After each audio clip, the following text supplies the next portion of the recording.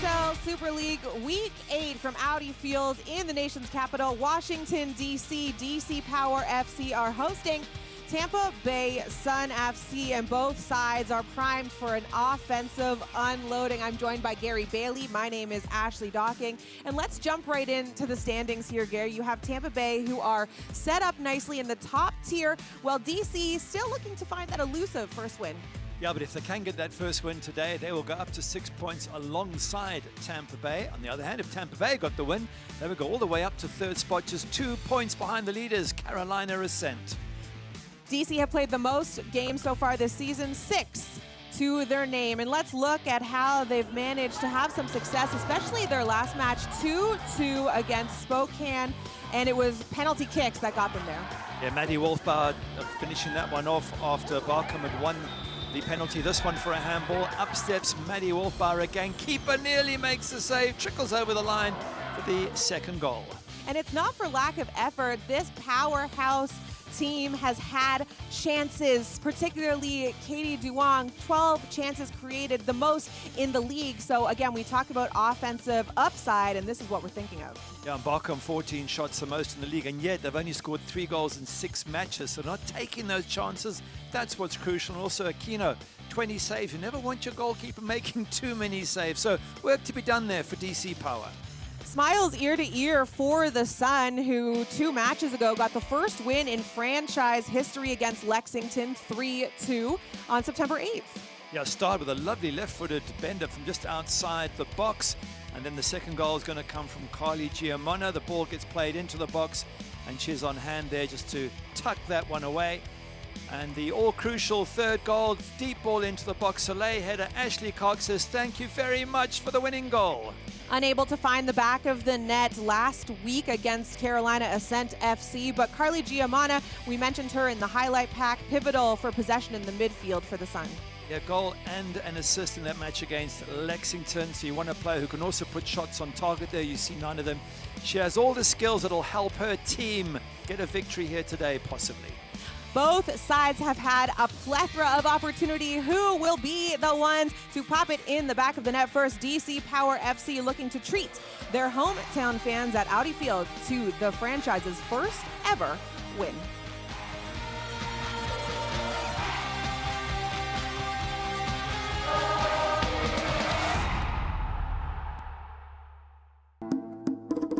New flavors. Same traditions. Be the guest of honor. Add more flavor to your parties.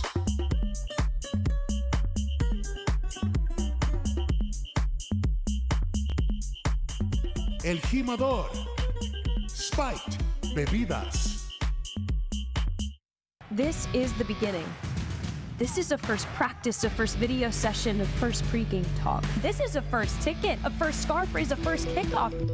This is a tapestry of clubs and players and communities inspired by those who blaze the trail for women's sports, ready to inspire the next generation. We are the USL Super League. We're part of a movement, and this is our moment.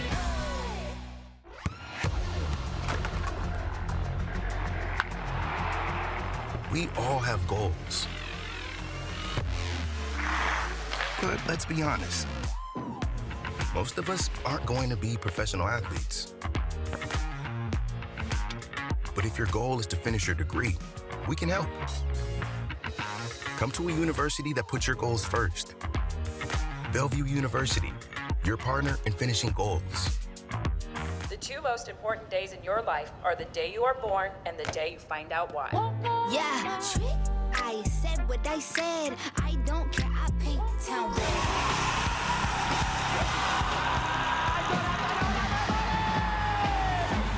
If you can survive this, it's going to make the whole story that much better. The bright horses have broken free from the fields.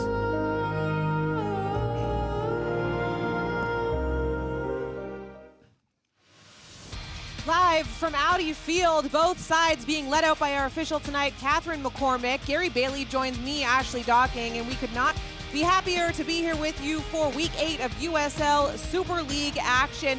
Let's take a look at the home lineup first. DC Power were able to get their highest goal total of the season. It was thanks to 29 right in the middle there. Wolfbauer, 2 penalty kicks. Yeah, 2 changes from the team that drew it home to Spokane with those 2 penalty kicks. Malia Martin comes in for Amber Diorio, drops to the bench. And Loza Abera, on her birthday, I believe, comes in for Madison Mernon, who's not involved in this match. And we're also getting Malia Martin, her debut in the USL Super League. Let's move over to Tampa Bay and their lineup. They're going to be more fluid, if you will. Denise Schultz-Brown saying that, yes, this is the lineup that we're working with, but we're going to see a lot of different looks throughout the match. Yeah, it's a sort of a 3-4-3, but she suggested it could also be a 5-3-2, and as you say, it will chop and change. 3 changes from the team that drew away at Carolina Resent. Lauren Cazal is in goals for Ashley Orcus, the Super League Player of August. There's a surprise in goals. Cecile Flo Nielsen comes in for Sydney Nasellos on the bench, and Natasha Flint up front for Riley Parker, who's also on the bench.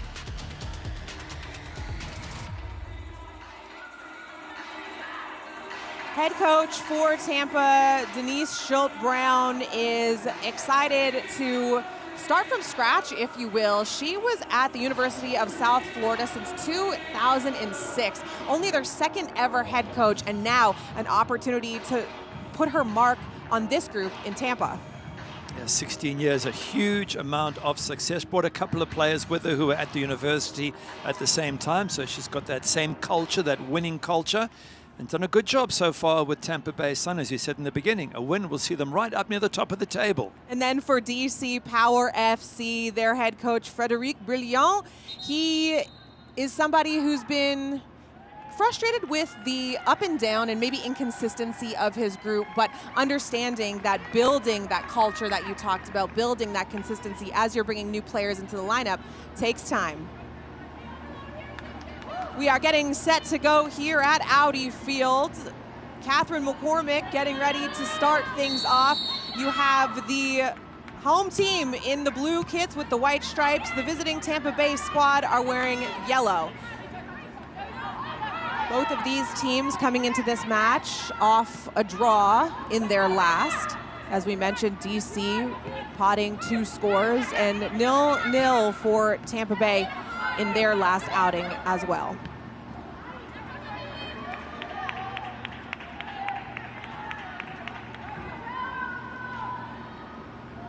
And just to get back to Frédéric Brilliant, talking about the way that his team has been coming out strong and then maybe fading with the little details in the end.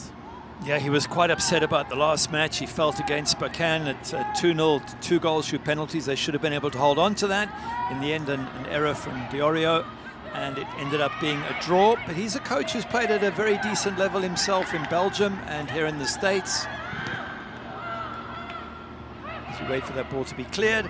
And so he knows what can be achieved. Had a time at Utah Royals as well earlier this season. So it was a great experience as the ball is nicely gathered there by Lauren Cazal. So he's got the ideas. It's just, you know, how long will it take for them to be implemented by his DC Power players? Well, DC early on the front foot here. That 1 shot on goal, testing Lauren Cazal, who draws in for Ashley Orcus, who has been the backstop for this Tampa Bay side up until this evening. Well, she has made the most saves in the league, and in fact, when these 2 teams last met, she had a penalty save, excuse me, in the last 5 minutes that made all the difference and got the draw for her side. But I think you have to rotate. It's a squad game, and especially early on when you're building new teams, new cultures, you've got to be seen to be giving everybody a chance. A little grab there from Cecile Flo Nelson, and she's charged with the foul, and it's going to be Martin, as we mentioned, getting her first USL start here, who is on the ball, and then Madison Wolfbauer actually opts out. A little personnel switch for DC as they decide to get their best foot forward. It makes sense to have Wolfbauer. If there's going to be a long ball into the box, you want your big center half in the box, and that's exactly what's happened. Katie Duong is going to take the free kick, and Maddie Wolfbauer is going to be hoping to get on the end of it, maybe get her 3rd goal in 2 matches. Duong is set, everything's set up to her liking, and here's the service. A big, powerful ball bounces just before the 6, but it's gathered by Kozal. No harm, no foul on that. Kozal played at Michigan State. She's on loan from the Portland Thorns here to Tampa Bay. That free kick probably needs to be a little bit deeper. In the end, it didn't quite have the power to get into the middle of the box. That's where I think they could have caused more problems, DC Power. So you push your center backs up, you've got to reach them with that high ball. Had the sounds of the makings of it by the sound, the big thud. Needed a little more on it now. DC once again able to turn things over just at their own half and advance. Susanna Fredericks gets it into the middle and taken down, but play on, says our official McCormick.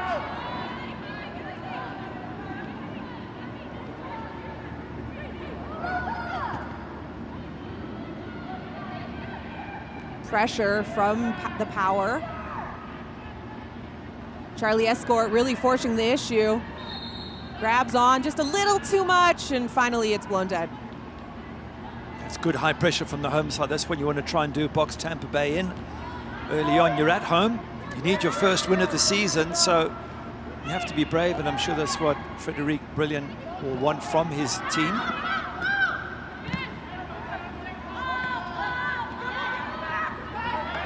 Trying to still manage some extended possession, our DC, but turned over and sent back the other way as Anna Bagley.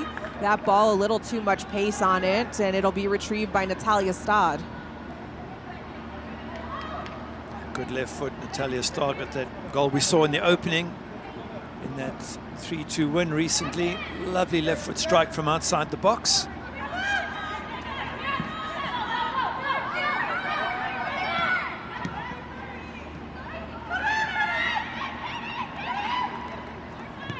Katie Duong will switch the field of play, and the ball ends up with Charlie Escort, the captain for DC Power. She has a run, holds, top of the 18, stepped in and turned over. And now an opportunity for the Suns.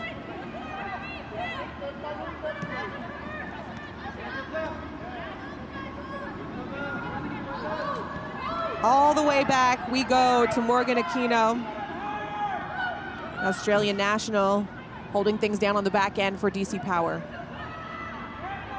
They just conceded 7 in 6 games, which is okay for a keeper. She'll obviously be looking to get a few more clean sheets if she can. Used to play for Perth Glory on the west coast of Australia. Winning a Goalkeeper of the Year award while she was there. Escort leaves Tampa in the dust, but turned over once again from Jordan Listro, the captain. A nice battle in the midfield, and finally too much clutching and grabbing, and Catherine McCormick gives a foul to Listro. Some nice early pressure from the home side. Listro battling away, but there you can see the tug on the shirt, no question about it. Susanna Friedrichs, the one trying to get away. If you're going to do that, you got to be a little closer. As soon as that distance and the shirt gets pulled and you see the stretch, very obvious, isn't it? That's when you're done. You're toast. Yeah. Another set piece here for DC.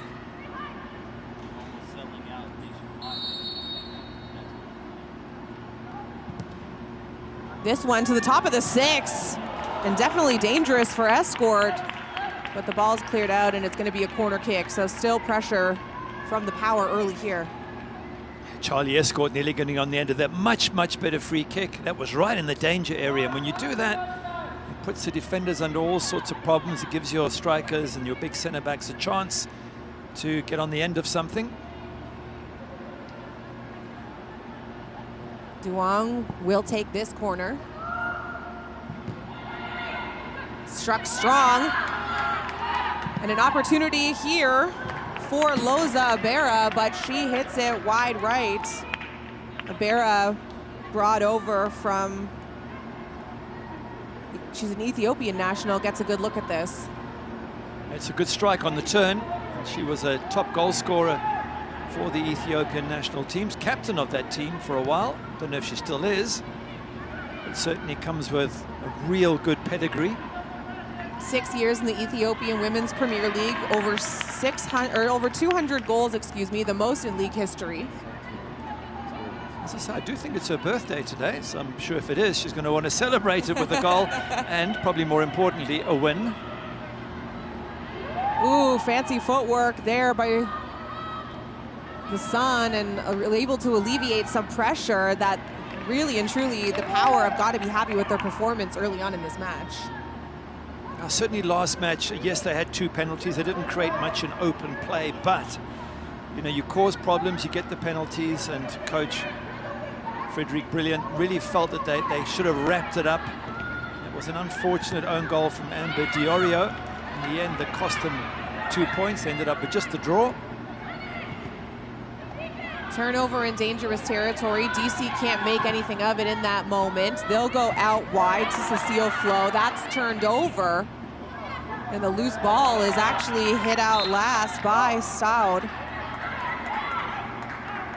And in fact, talking of that last match that DC Power had against Spokane, the coach is saying that he told the players he's not happy at all. Both goals really were errors. One was a near post header, unmarked.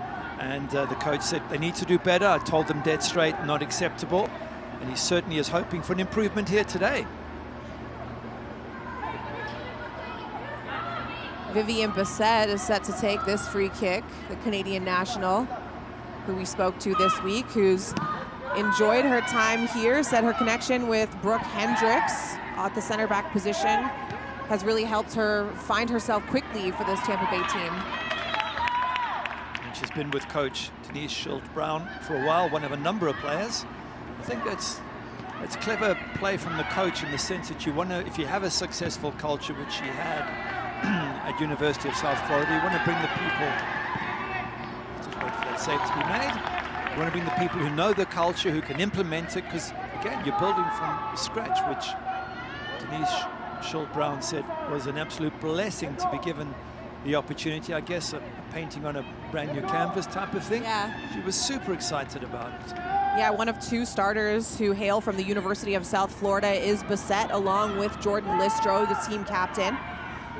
4 in total for this group. And another thing that Schultz-Brown tried to do intentionally was choose players that were older, a little bit more experienced, because she said, listen, we did our research and you found in expansion situations that if you go just based on young and athleticism, it takes a longer time to find your footing. Which makes sense. You want a mixture, but you want predominantly experienced players, and they really do have a number of them. Erica Timrak, been at Bayern Munich, Utah Royals, Casey Current, USA International, and Natasha Flint up front in England, U19 International. It's been around at Liverpool, Celtic, Leicester City. I mean, these are all wonderfully experienced players. Egley with the cross. Tampa was calling for it to say it was out of bounds, but a fantastic job to try to save that with her pace and get that cross into dangerous territory. What a good cross it was from Bagley, and Barcom nearly on the end of this. Doesn't go out, according to the ref, and there, just literally inches away, Jorian Barcom from making contact, and almost certainly she would have scored if she had to make contact. So we're talking about the experience of Tampa Bay Sun. I think they need that experience right now, because the first sort of 10+ minutes has been very much the home side on the front foot. It's been very overwhelming as you get a look at Denise Schultz-Brown, head coach for the Tampa Bay Sun. She's going to talk to her team and give instruction. 25 years of coaching under her belt as a whole, but that's not going to be something that she loves to see when you have a cross and the opposition has 2 players almost get to it before either of your defenders.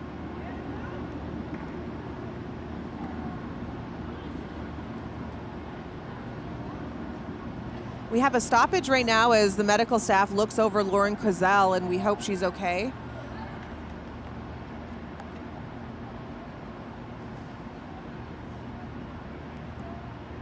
Unfortunate when you get a chance to get put in goal and start for your team and, you know, prove a little something, that there's an injury right now, but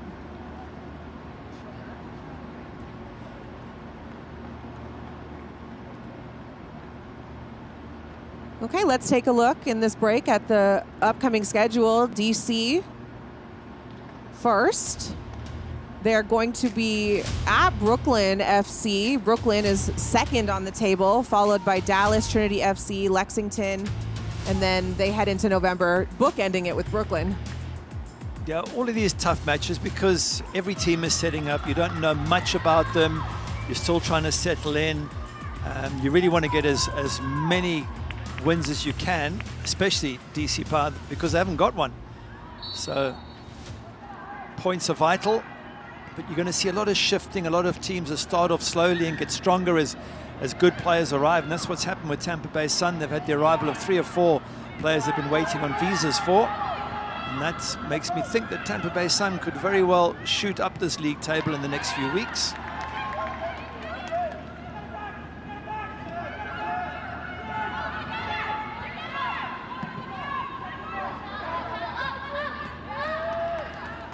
Good news is Cazal remains in goal for Tampa, as this is the first time this match that the Sun have been in the attacking third. Now it'll be a throw in here for DC.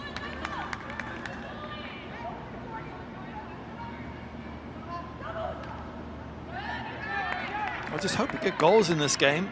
And it's true to say that DC Power have only scored 3 goals in 6 games, and Tampa Bay only scored 4 goals. So they haven't been high-scoring teams as yet, but again, to the point for Tampa Bay Sun, they've had a lot of players that have just arrived and got into the squad. And for DC Power, they've begun to find some form and some togetherness and have threatened to win in the last couple of games. So hopefully this turns into a really exciting game with a bunch of goals. Natasha Flint wins a corner kick, the first set piece for the Sun. Morgan Aquino will direct traffic as you see all stripes in front of her, building a fortress. Erica Timrak on the delivery. A nice opportunity, but it almost just died and unable to get solid contact were the Sun, and now they'll retreat before they get a chance to set up, but you have Charlie Escort applying pressure. That ball gets in behind, it's in the 18, cross. It goes right through traffic, and that shot by Erica Timrak goes over the net, but a positive sign for Tampa Bay. It's a good run at the near post as well for Tampa Bay Sun from Cecile. I think it was Cecile Flo Nielsen. Let's have a look as this ball gets played down the line. Lovely cross, and there at that near post, she tries that little backheel flick. Cecile Flo Nielsen nearly comes off. Trying to demonstrate a little bit of skill there. That would have been a thing of beauty had it worked, but just missed the timing.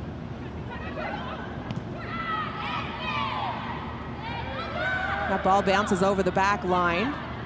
Madison Wolfbauer gets there first, nowhere to go, so she decides for a clearance. Looking for Ibarra, who's off. A nice save from the keeper. Cazal coming out and standing strong. Still dangerous territory as Bagley puts a cross into the top of the 18. And a nice job by Tampa Bay to get back. What a chance there for Loza Ibarra. Lovely pace, they couldn't catch her, and that's what she brings to the party. It's herself in a box, and you're thinking she's got to finish this off, maybe chip the keeper, but give Lauren Cazal credit. Really good, brave save. You could hear the sound of the thump of the ball against her body. In those situations, as a striker, I think you want to try and chip the keeper if you can, but credit Lauren Cazal with a vital save. Dorian Balcom passes it out wide. Susanna Friedrichs with the cross. Ooh, wide open was Balcom with the give and go, unable to make a connection. And I think Gary, too, it's worth mentioning, Lauren Cazal goes down hurt and then comes up with this big save right away. The mental fortitude to be able to just get back to business. Yep, to be able to focus, to throw your body at the ball. Really good save. Again, it just highlights how good Loza Ibarra is with her pace.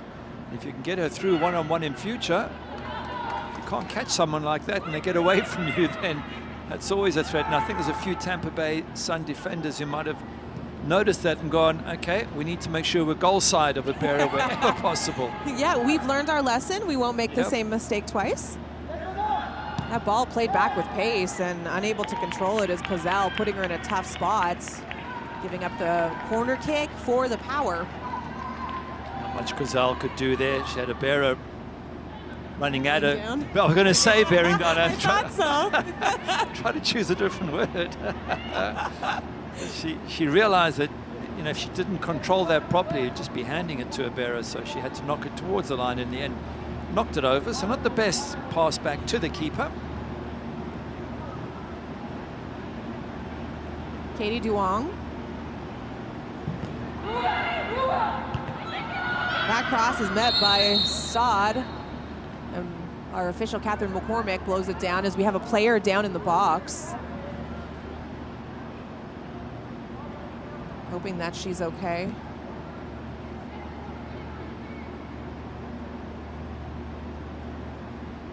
There seems to be some pointing to the left shoulder, which... Here's a look at it. Yeah. Maybe players colliding as they challenge for the ball. Some pulling and shoving going on off the ball there by Claire Constant, captain of DC Power.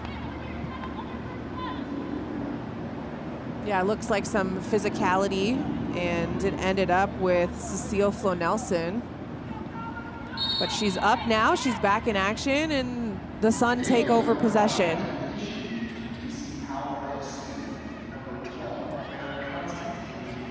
Claire Constant awarded a yellow card, I shouldn't say awarded, booked with the yellow card, the first of the match, for her physicality with Cecile Flo-Nelson.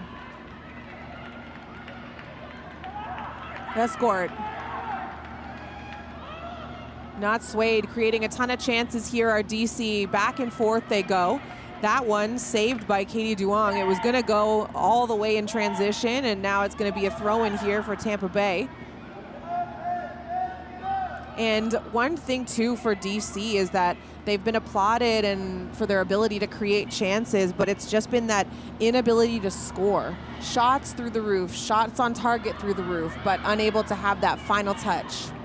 Yeah, and Loza Ribera goes through one-on-one and doesn't finish it off, even though she does really well to get through. So yeah, correct. They got to tuck away these chances when they get them. Balkan watched by two. Tries to get some relief, and Tampa Bay win the free throw. Oh, wait, that yellow card for Claire Constant was off the ball incident, and I hope she doesn't get a second yellow at any stage in this match, because she'll regret it. She wasn't even near the ball, and maybe we'll have a look at it again at some stage in this match, especially if she does get herself booked again, because it's an unnecessary yellow card to get the way I could see it. A strong individual effort through the center of a pitch, brought to us by Natasha Flint. She's brought down, and some protest, but not fully committed to the cause. We'll just have a talking to is Grace Yango. Yango just using her body to slow things down there, just stepping in. It's borderline yellow, and again, it's in the opponent's half of the pitch. You don't need to be taking risks there. They've got a long way to go before they even get near your box. So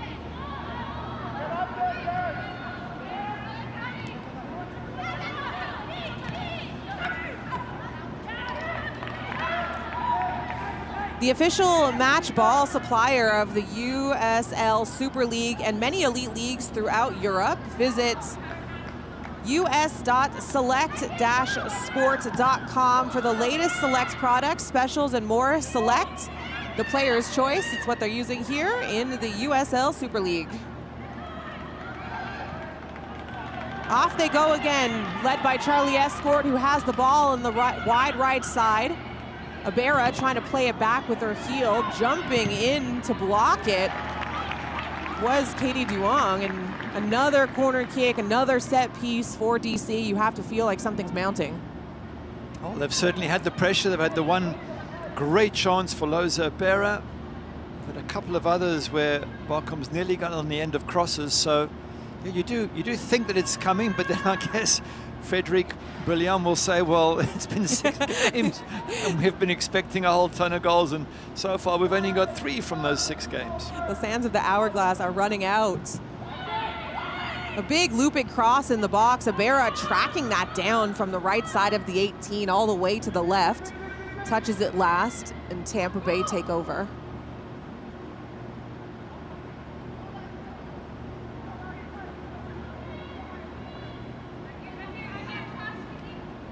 Natasha Flint trying to control it. It bounces out. Tampa Bay retain possession.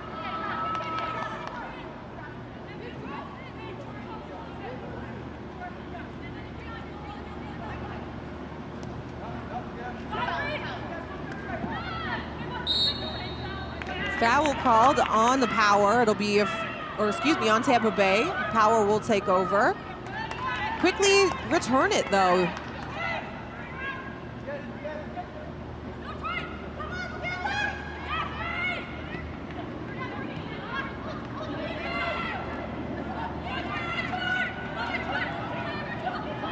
Flint, or Charlie Giamona, gets that ball. And now Tampa Bay will have possession. Jordan Listro gets it back down the right side, looks to cross. Back post. Bicycle kick attempt. And it's Cecile Flo-Nelson trying to sell out for that. Jordan Listro with a lovely pass from out wide. Little 1-2 here. And she's going to put this ball all the way to the back post. The captain gets headed back.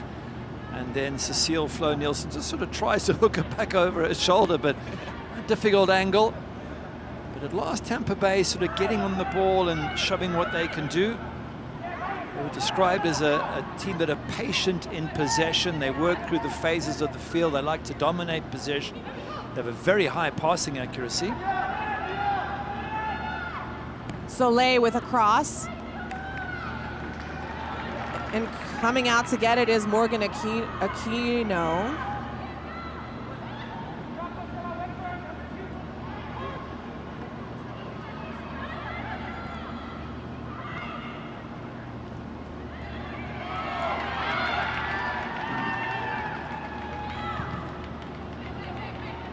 Cross into the far post, it bounces out, goal kick for the Sun.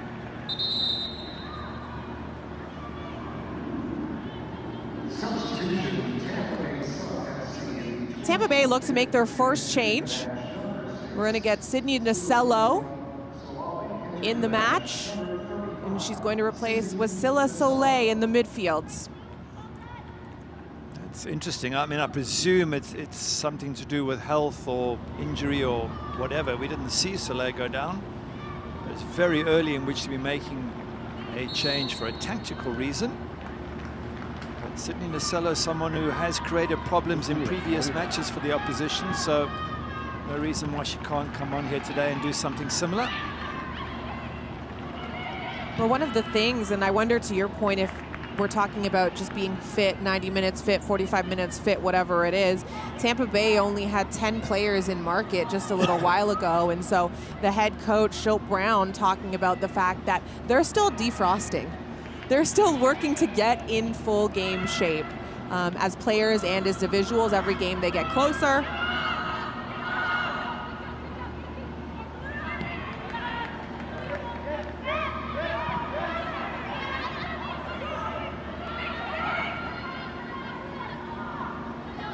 Nasello gets her first touch on the ball. Trying to make a connection with Giamona, but instead it goes back to Aquino, and she resets things for her side. Malia Martin. Interesting to note that Malia Martin's only 17, just signed an academy contract last Friday. So congrats to her. Gets thrown into the big time very quickly on debut today. So we wish her a successful career ahead. Always exciting to see youngsters come through, and that's what's so awesome about this USL Super League. It really is a gateway for not just players, but coaches, refs, backroom staff, etc., to work their way into the professional ranks. Foul called. And they're living up to it by giving the 17-year-old a chance here today. And on cue, Malia Martin gets a foul. No booking, but we'll take another peek at what transpired.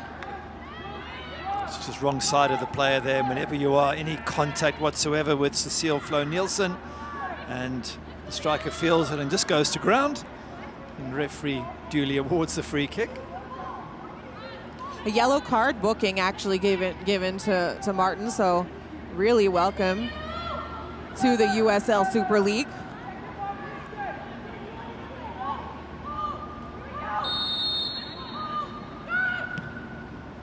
Vivian Bissett plays it low and to the goal line. Gets it back. This time she'll put a little more on it, but still skirts along the ground.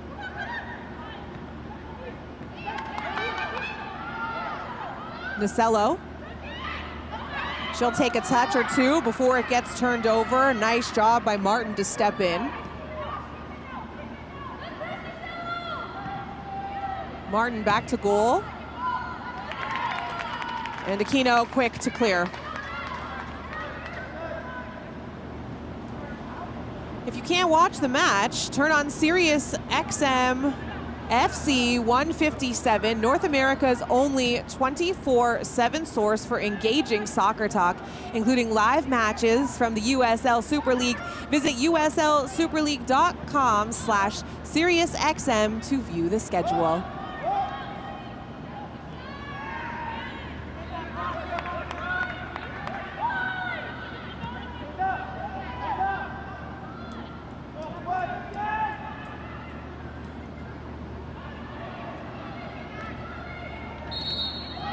Foul called because advantage was delayed, so that's going to be a call on Charlie Escord, who's been very much in your face defensively, and I mean that in the most positive way. That time just got a little tangled.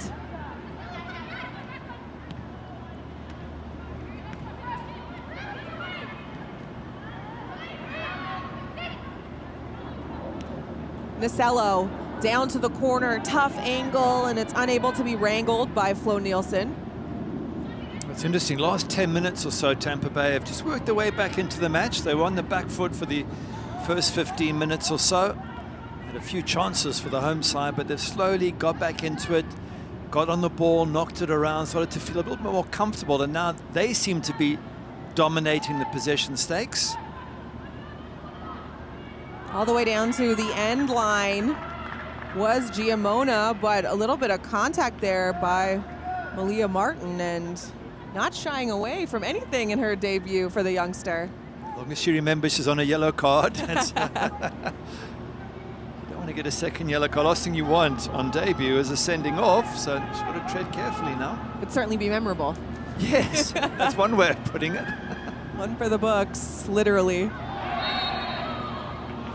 Brought down Isabera.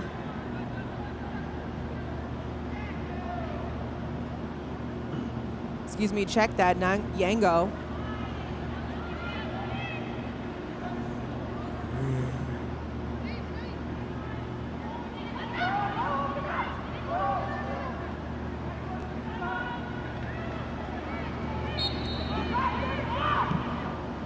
Madison Wolfbauer. She has the big ball. It bounces out to Susanna Friedrichs.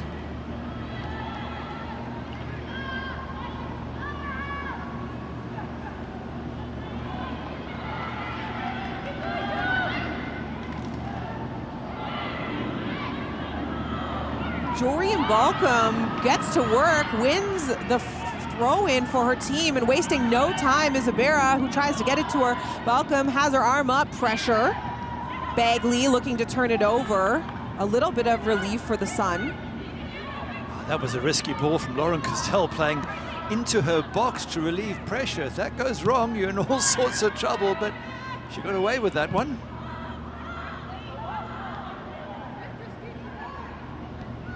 Looking for Flo Nelson over the top, but it's Aquino who's able to come out of her box and act as that additional defender for the Power.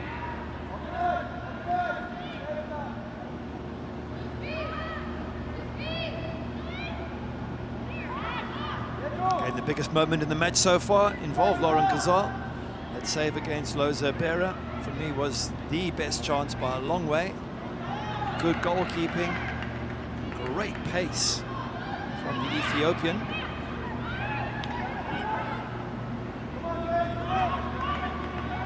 Nasello will go for a run. Looks up and surveys, cuts to her left, passes the ball out wide, makes a run. Service to the top of the 18 is deflected out by the Power. then Vivian Bissett will play it out wide to her running mate Hendricks.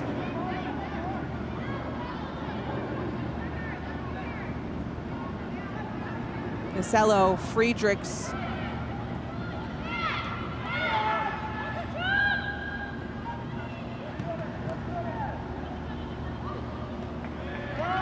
Well in by the defense to step up, get them out of trouble. And now make a few quick passes into Tampa's half. Brought down is Balcom, and it's going to be a free kick here once again for DC. I just wonder when DC Power get the ball, whether they shouldn't turn and knock some balls over the top, because the pace of Loza Bera, it's worth the occasional long ball over the top, test out the defense, get the defense worried, they might drop off a little bit, and that gives you more space to play in. Because again, going back to that one chance, Loza Bera was gone and they weren't catching her.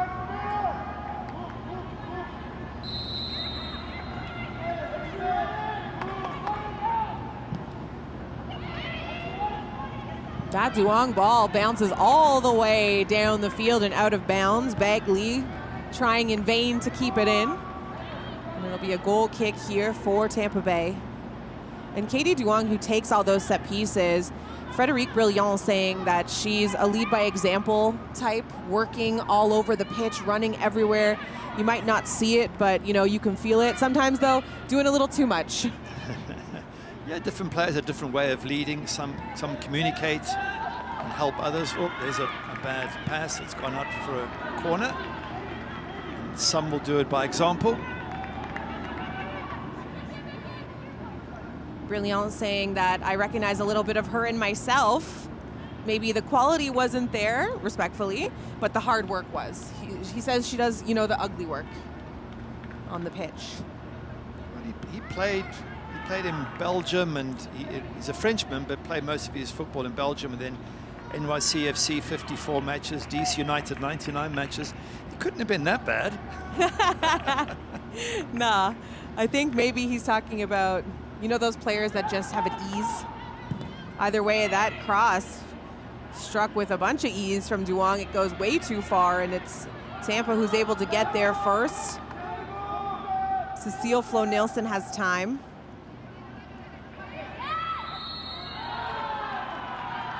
She's called for a foul. Offensively, because she got a little bit behind and had hands on back. Now it'll be Grace Yango.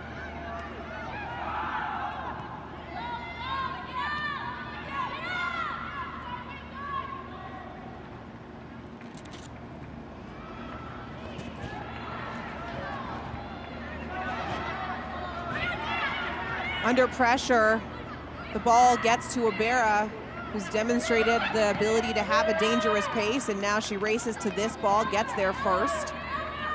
Turns, ooh, nice piece of footwork, but it's broken up by the Sun.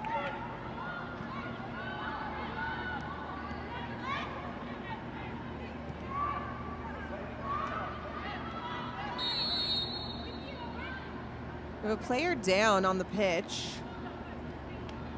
Grace Yango. There was nothing really that happened in terms of collision. She's grabbing the back of her leg. That looks a little bit like a hamstring injury. It might have been, I don't know if it was her who booted that ball up the pitch, but just feeling it. So a chance maybe for the coaching staff just to give some wisdom to the players. The players want to grab a little bit of refreshment there and liquids. Frédérique Brillant looking on.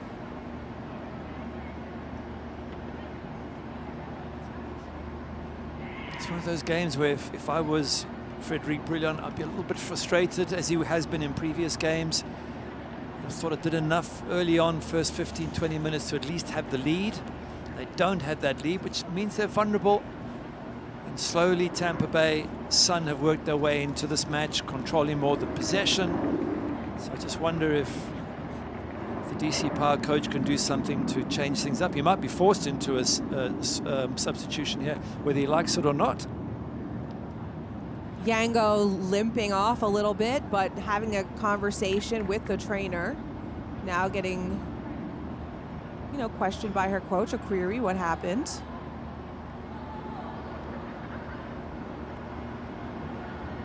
I always think as a player, the coach will ask you as a player whether you can go on, but if ever I was feeling a hamstring or something like that, I wouldn't want to take a risk, because you can go out there, sprint, and then pull it and be out for 6 weeks, whereas if it's just a little nick, you might be out for a week or so. So I just don't think it's worth risking, but it's up to the player and the coach in this situation to decide. Well, in some instances, you have to save a player from themselves. Yeah, that's competitive true. nature will have a lot of players, I'm good to go, I want back in. But you have to have that long-term vision. It looks like Yango's standing at center, waiting to rejoin her team. But in the meantime, Nacello going to work. Hendricks.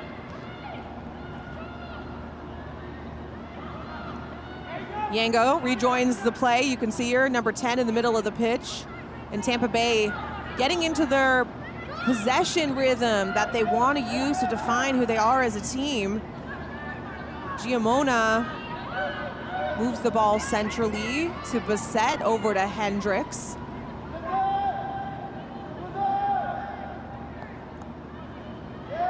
Driving them back are the Power, getting taken down by Cecile Flo Nielsen. It's going to be a free kick now for the Power.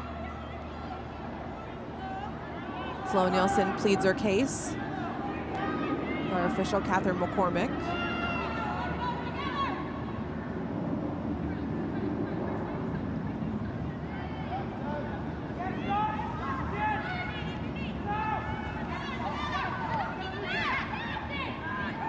Turning the corner is Anna Bagley. She dishes it off to Duong, who quickly moves it to the right-hand side. Bodies forward, including Bagley. That finds a seam, but no one's home. I think they were aiming for Barcom there just to try and get her into the box, and that ball wasn't too far away. Nice move. They broke through the pressure, DC Power. And once they broke through the pressure, there was options going forward. Much better from the home side.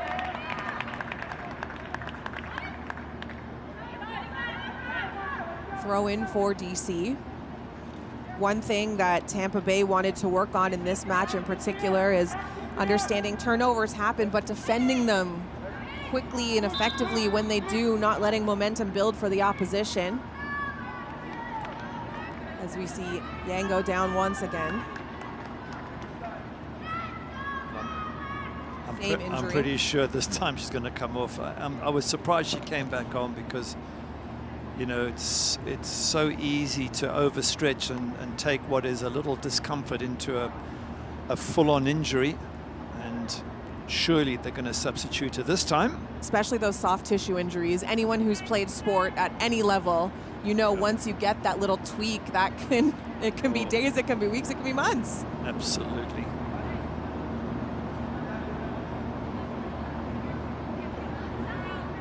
Gary, you're correct. Your instincts. Jennifer Cujo is going to replace Grace Yango with about 4 minutes left here in the first half of regulation time before we just see how much stoppage we're going to get. Cujo, member of the Ghanaian national football team, has 8 years of professional soccer under her belt. 6 appearances for the Ghana U20 side. So that's most certainly a talent, because in Ghana they produce a lot of wonderful soccer players.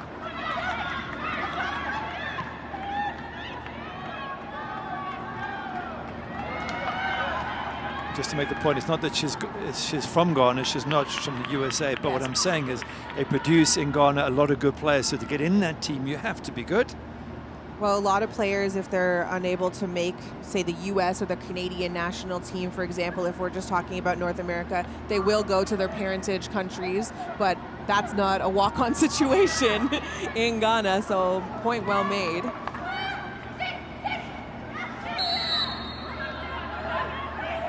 Throw in for the Sun. Leah Martin with the foul. Just got to be careful, because referees can give you a yellow card for constant infringement. Right. So the referee will be silently sort of counting up those fouls in her head. Abira with a back heel. Balcom. That rolls to the wide of the net. She just rushed it there, didn't she, Barkham? Maybe had a chance to settle on the ball, even take a run at the defense, maybe try and play it back to Abera. Combination hasn't quite settled in yet. Abera doing well to give it to Barkham. Jorian Balcom, the first player ever to be signed in DC Power history, so her name firmly etched in the franchise history books.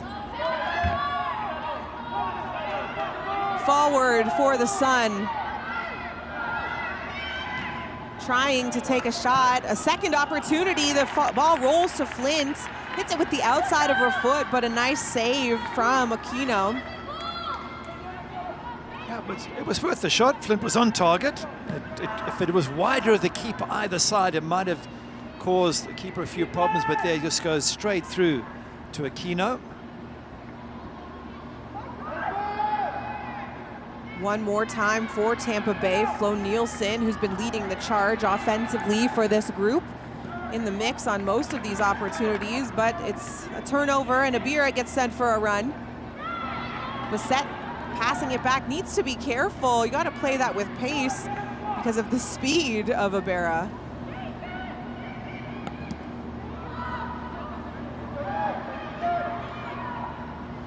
We're sort of heading to half-time in a half that offered so much, or promised so much rather, for DC Power as they look for their first win. But as we get to the half-time, you get the sense that it's pretty even, maybe slightly favoring Tampa Bay, although DC Power have had a few moments going forward. Not that one, unfortunately for them.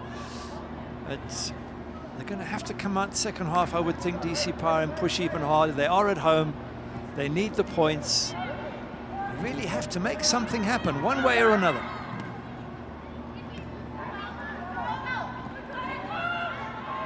Turnover. And it's Cujo who's brought down. Professional foul, if you will, by Carly Giamona. I would think all the big players will get into the box now. This is, yeah, the hands go up, which I assume is a signal for a long ball into the box, because this is a great opportunity just before halftime to load something in that box and either get a header or maybe get a knockdown.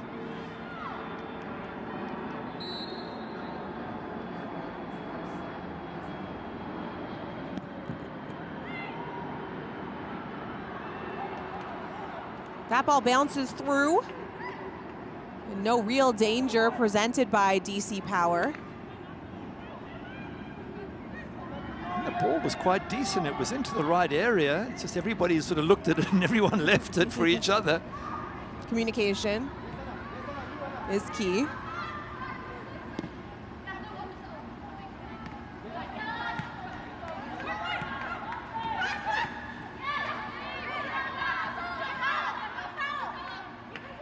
Marcelo, defended by Cujo, whips it out to Hendricks.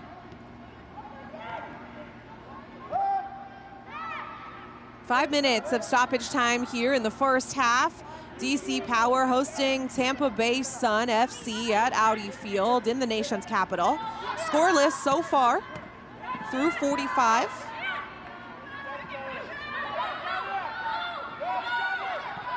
Cujo tracking all the way back through traffic, ends up looking for relief with Aquino. She'll move the ball swiftly. Claire Constant puts it up to Abera. Unable to get a controlling touch on it, and the defense recovers.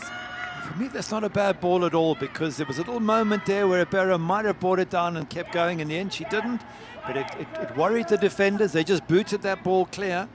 I certainly think it's worth putting a few more of those long balls through from DC Power's point of view. Martin whips it into Abera. She tries to one-touch it to Bagley, but it's broken up by the Sun.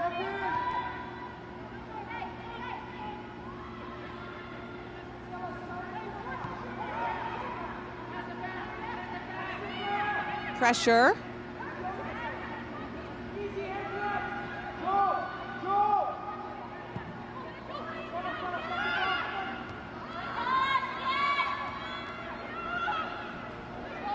Tasha Flint gets ahead on it, but eventually Susanna Friedrichs gets in front. Flint wins it back. She'll go 1v1, looking to tap it to Carly Giamona, but finally this play is blown dead, and it's going to be a foul called on Tampa Bay. Natasha Flint has been at Liverpool, at Celtic, at Leicester City, at Manchester City, so really has played in Britain almost all her career. Never made the full England team, I don't think, but she did make the U19s. 13 appearances, 6 goals. Known for her clinical finishing and aerial attack ability.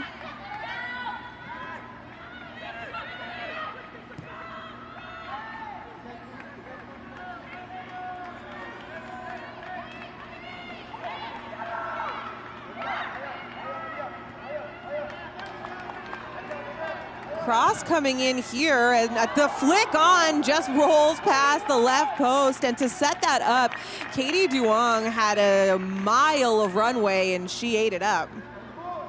It's a lovely ball in there. There's about 4 blue and white shirts, and I think it's Charlie Escort here at the near post who gets that touch on it.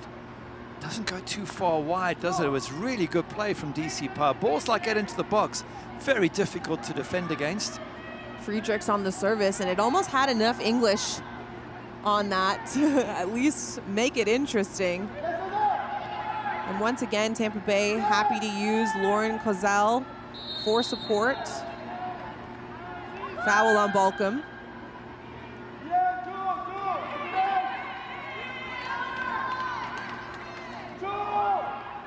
Just having a little chat with our Lions woman to make sure she understands exactly what the call was for. Just some clarity, I think.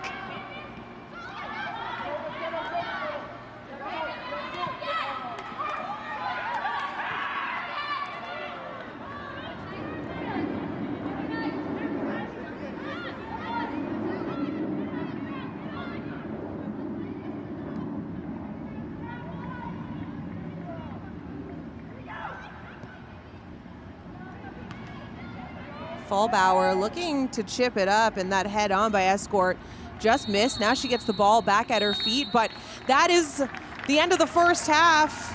Catherine McCormick, the 3 short whistle blasts, and we are going into halftime. 0-0 here at Audi Field, and both sides with a lot to talk about in the locker room. Gary, what are your initial thoughts on, let's start with Tampa Bay and how they played and managed in this first half?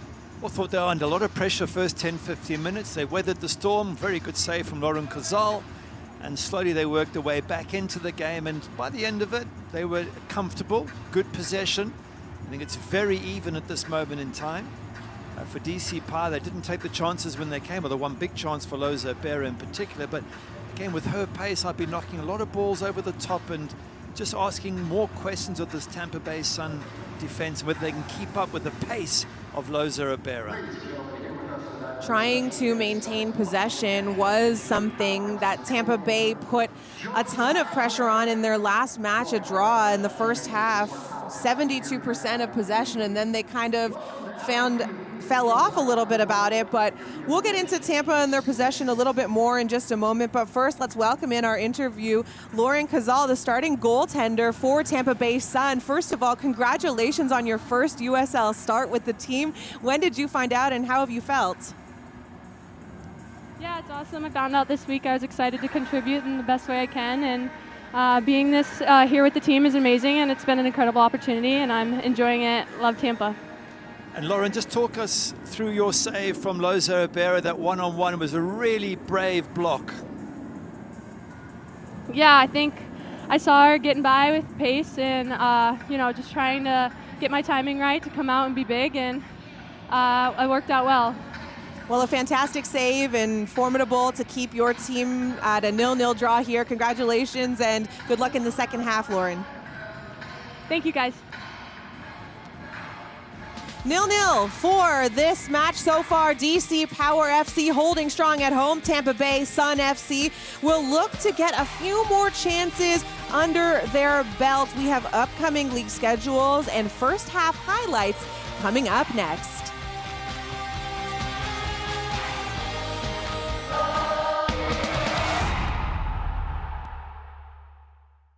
is the beginning.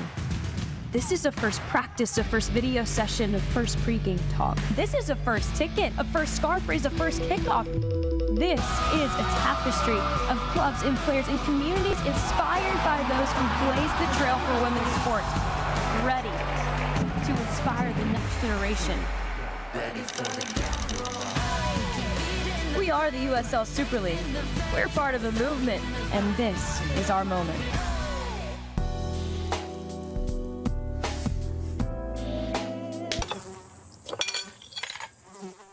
When mosquitoes show up,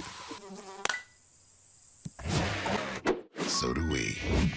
Terminix it. Pain doesn't care who you are or why you hurt, but pain can be mastered if you know the way. Fight back with Tiger Balm's legendary herbal power. Trusted for over 100 years, our proven blend of camphor, menthol, and essential oils tames pain with the strength and speed of the tiger, so that you can rise above pain and get back to living. This is the way of the tiger.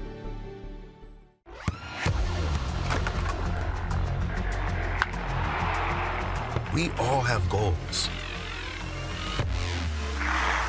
But let's be honest, most of us aren't going to be professional athletes. But if your goal is to finish your degree, we can help. Come to a university that puts your goals first.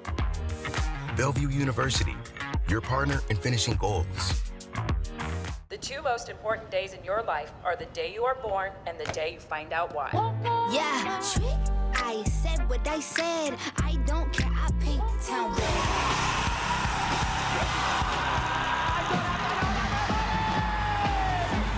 If you can survive this, it's going to make the whole story that much better. The bright horses are broken free from the fields.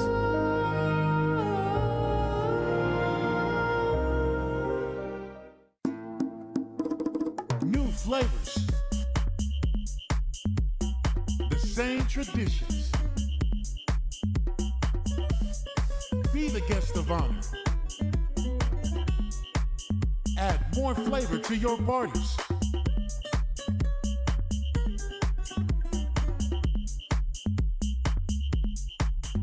El Jimador.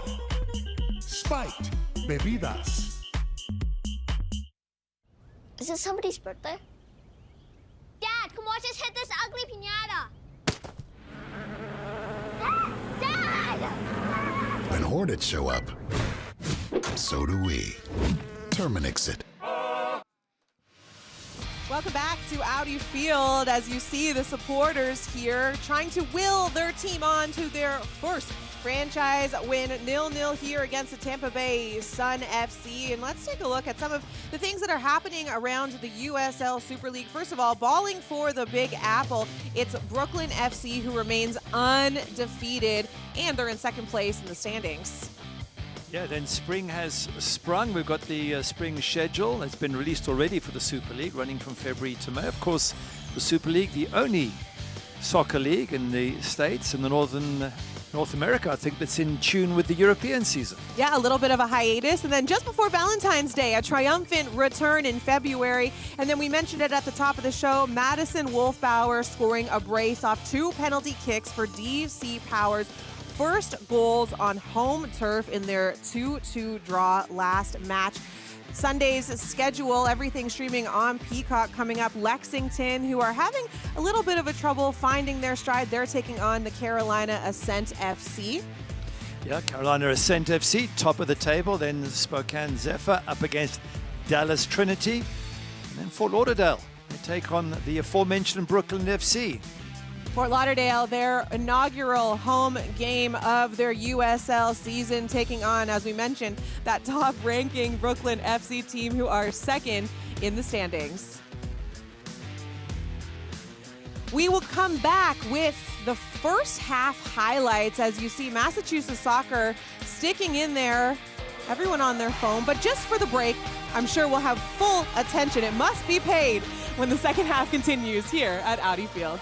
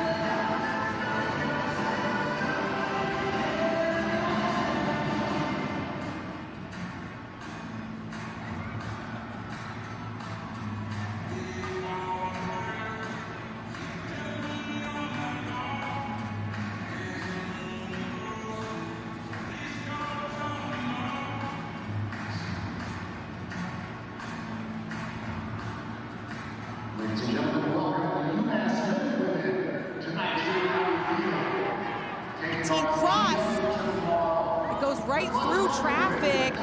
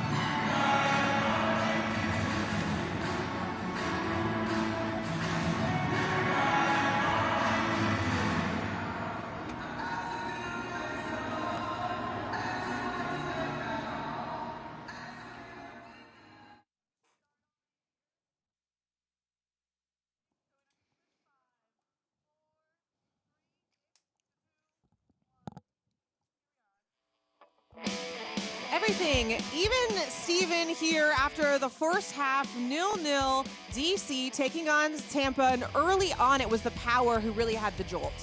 Yeah, Bagley with the ball across there that Barcom nearly gets on the end of. This was a little flick from Cecile Flo Nielsen that almost came off with the back of her heel, so chances both sides. And the big one, Loza Barrow through, they can't catch her. Out comes Lauren Cazal, the player that we spoke to at halftime, with a magnificent save. And then a cut in here. Flint's going to have a shot, but it's straight at Aquino, who makes a comfortable save. So chances at both end. This one whipped in here by Friedrichs, and Charlie Escort nearly gets it in at the far post. That Ibarra chance, the best one that we've seen so far, as you see the rain coming down at Audi Field in the nation's capital. We'll see how this impacts the play going forward, but everything pretty tied up here. Possession, shots on target. Who will break the ice?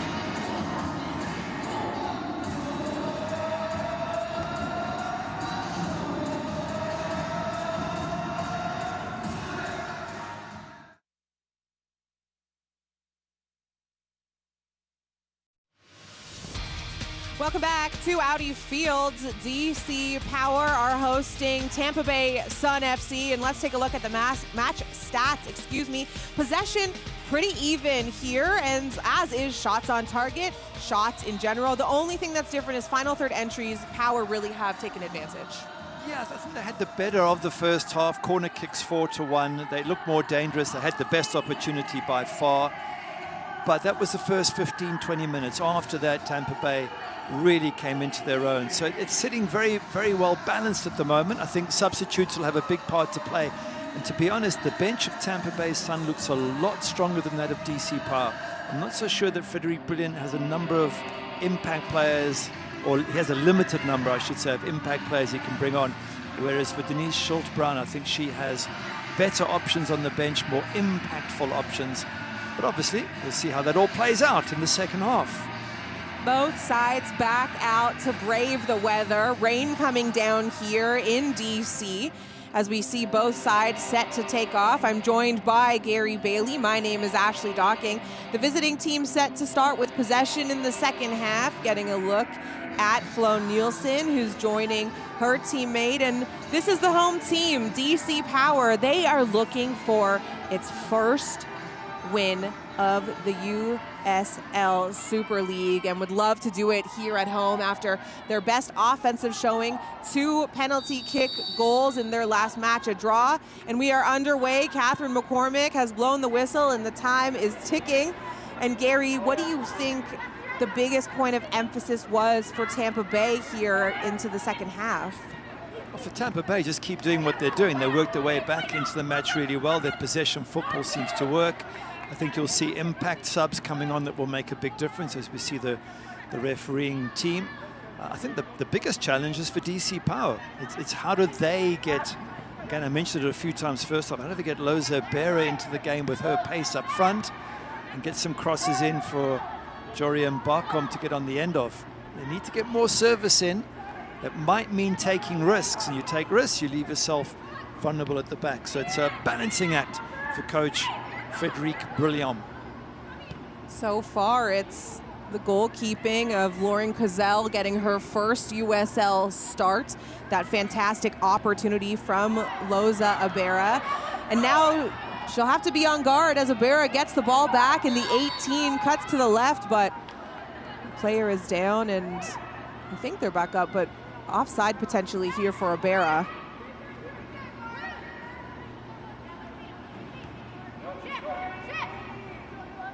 Hendricks.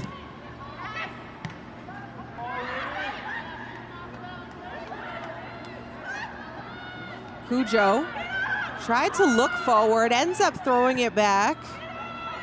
And it'll be movement to the right side of the pitch for DC, and they'll recycle the opportunity all the way back to goal. Morgan Aquino.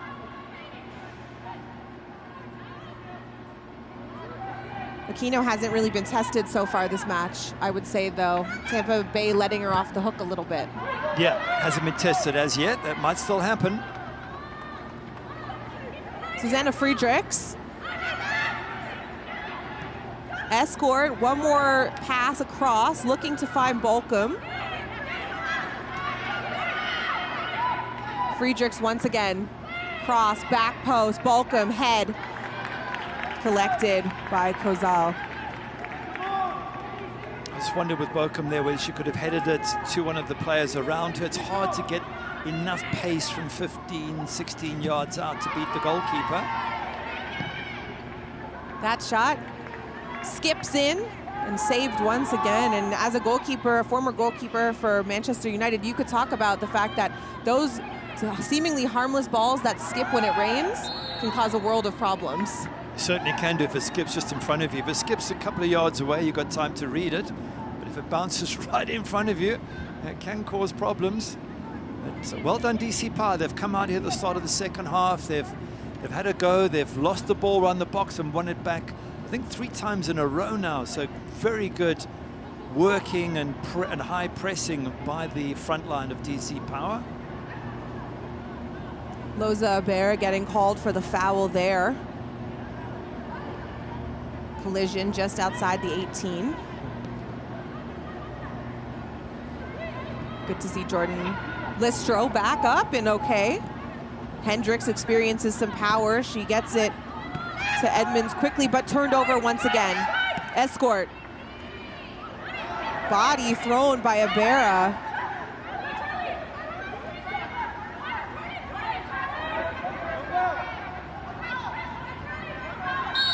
Edmonds fends off Escort for as long as possible, and then it'll be our official Catherine McCormick intervening. There's another example there of how DC Power have won the ball back in Tampa Bay's half. That's now 4 times in a row. Let's see if they can do it again. Well, they've gone long instead to try and alleviate that problem. Flo Nilsson, the intended target, trying to run on the end of it, but a nice job to break that up for DC. They say, oh, you can't beat us at our game. We're the ones that go over the top. Escort, once again, trying to find Ibarra. Instead of picking her out, she skips past her, and the ball goes out to the left. Back to Friedrichs, but Edmonds is there to collect.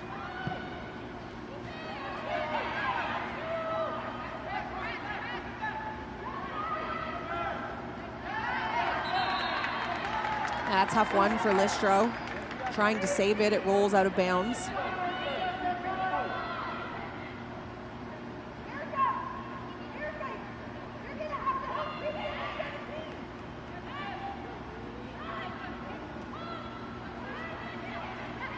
Again, they've won the ball back. DC Power. Their expected goals first half was 0.69. It's okay, it's not bad, just 0.33 for Tampa Bay Sun. So to your point, they really didn't test Morgan Aquino. But certainly DC Power's XG is okay, and now already they must have added to that because they've been on the front foot causing a few problems in that Tampa Bay Sun box.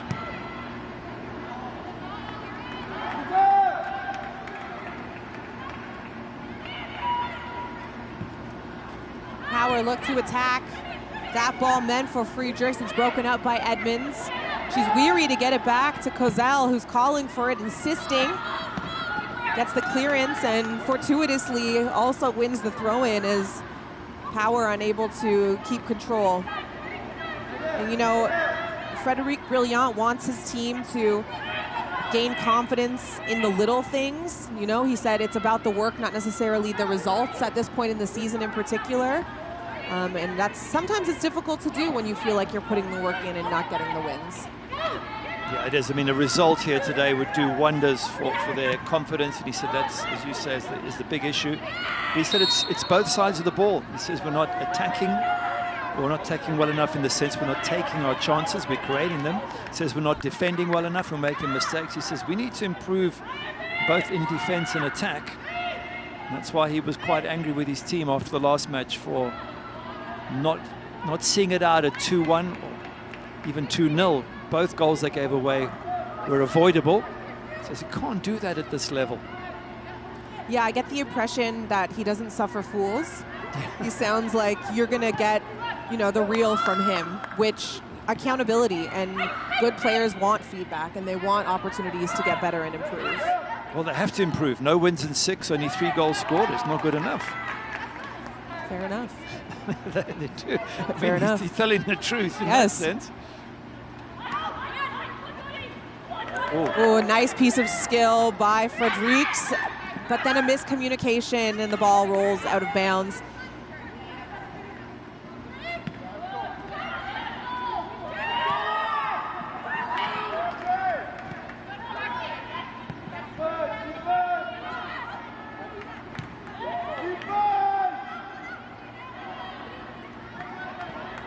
Turnover.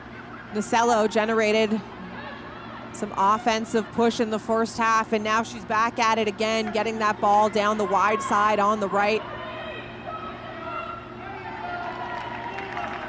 Unable to keep possession and win the corner kick, but maybe get a chance to pin them down, our Tampa Bay. Again, they've weathered a little mini storm, not quite as long as in the first half, but both occasions, the start of each half, DC Power have come out really strong. And Tampa Bay have had to just deal with it and then slowly work their way back in the game and get their passing game going.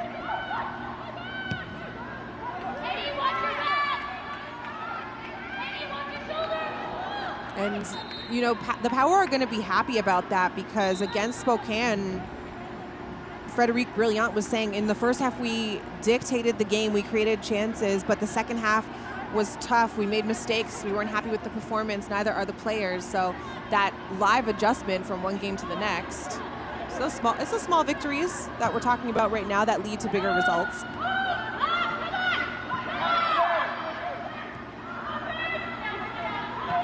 Here come the Sun. Edmonds uses Jordan Listro. She fires it out to the right. Macello beats two. Cross. Ooh, a sprawling Aquino, a gaping net, and no one's home to tap that in. That was a fantastic run, wasn't it, from Nacella? Lovely ball from Jordan Listro, just bends around nicely, but the skill comes here. It's the dropping of the shoulder inside, and then that touch there, just to beat Kudja, and it doesn't go far wide. If she mishits it a bit more, it ends up being a good pass. And Nacella really is an important player for them. She has the joint second highest chances created in the league so far. That cross by Bolcom is fallen on by Lauren Quazell.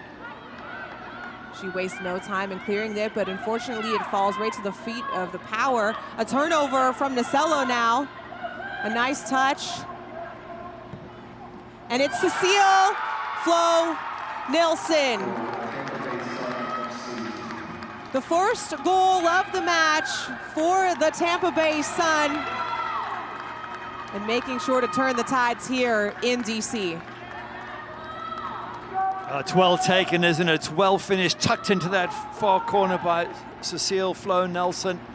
Good breakaway there. Good ball won in midfield as well. Nacella starts it all, but Cecile Flo Nelson, head up here. She picks her spot and she just tucks it.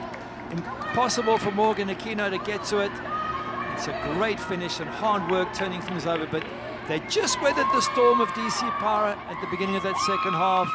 Started getting their game going, and that's why they're doing well in this league. And right now they're sitting in the Live League in third position, just 2 points off the top.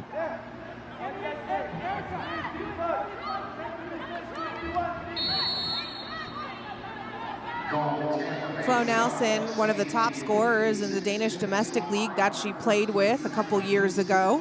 Two-time league champion in Denmark, and showing her skill here, giving her team the lead as we have a player who's down though. Calling for the ball to get put out of bounds. I think it's Hendricks who's down. She took a knock there as the players came together.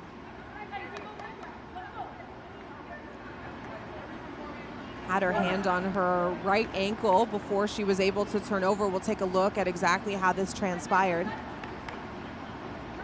She's in that battle. Just stretching then. With Bolcom, and maybe falls awkwardly on it. Hendricks, one of two Tampa Bay Sun players in the August team of the month, the other being the goalkeeper, Ashley Orcus. Good to see her up and about.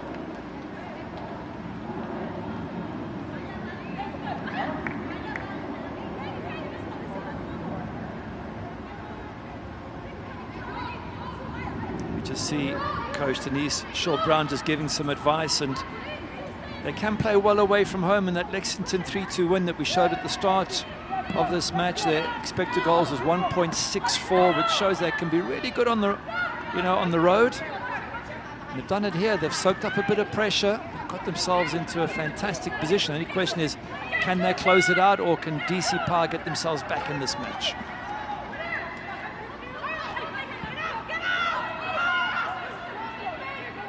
Tampa showed flashes of scoring against Lexington, the team that's lowest on the table here in the USL Super League.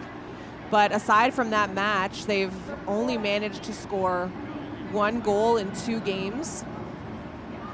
But we talked about being primed for an offensive outburst. Opportunities have been there for both teams throughout the course of the season, not just in this match as well. And it's the finish, and that was a great piece of work by Flo Nielsen at full speed, in the rain, the conditions. I think it was Sydney Nacello who got that turnover ball, and she's had a real impact on this game. She's been so good on the ball going forward.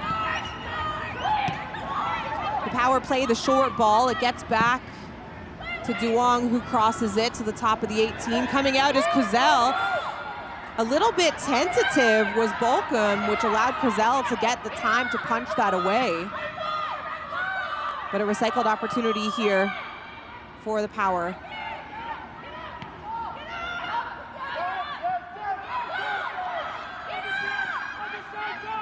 Flint.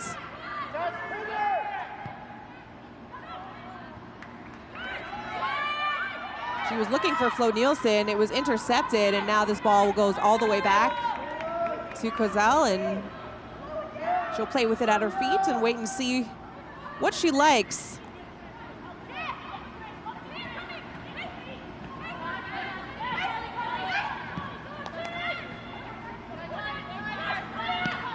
Played through pressure so well there, didn't they? Tampa Bay Sun. DC Power threw numbers up at them, but lovely passing. Here goes Nacello again. She's been fantastic. And Flo Nielsen leaping in the air to try and get on the end of that. Nacello, such a clever player. And as you say, the impact has been absolutely superb. Ball gets whipped in and causes DC Power a lot of problems there in defense. She really has been the engine, sending things forward so far this match. As Erica Timrak gets prepared to take this corner kick for the Sun.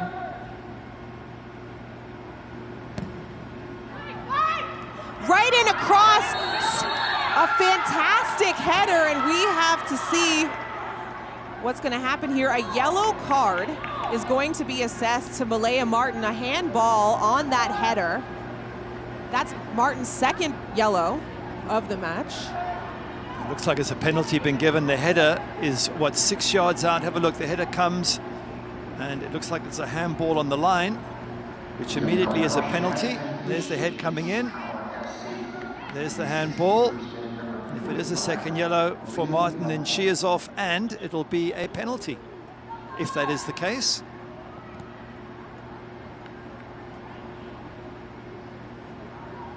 An opportunity for back-to-back games with a penalty kick conversion. This time, we're going to see Carly Giamona step up.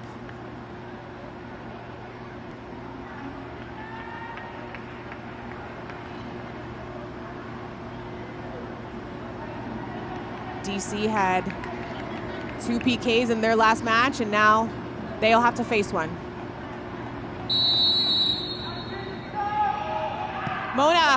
Giamona strikes it. Perfect placement, extending the lead. 2-0 for Tampa Bay over DC Power, and what an unfortunate series of events if you're a Power fan, because that foul really put them in a tough spot, but the positioning was difficult. Yeah, she hasn't been given a yellow card because it wasn't on purpose as such. She tried to tuck her arm in. Referee deemed it to be a handball, though, even though the arm was quite close to the body. Good finish, though. Sends the goalkeeper the wrong way, tucks it in that corner, does Carly Giamona. And now they are looking very, very comfortable, Tampa Bay Sun. This is a huge mountain to climb for DC Power. In total control are the Tampa Bay Sun FC.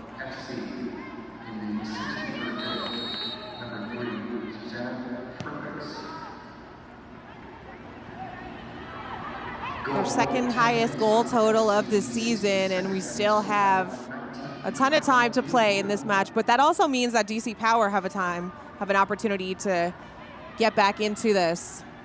I'm just wondering now whether Friedrich Brilliant doesn't make some changes. He's got Katrina Giu on the bench, Mariah Lee, are these players who can come on with fresh legs and try and just change something in this DC Power lineup.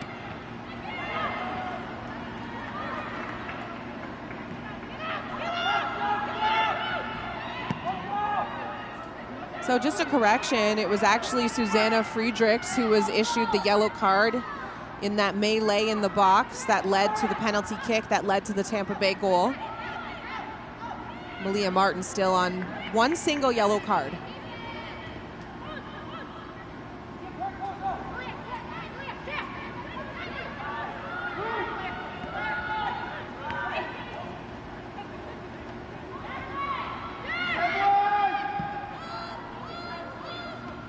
Edmonds has time, takes it, clears it, but the Flint offering bounces right to the Power, and they'll look to organize now. Friedrichs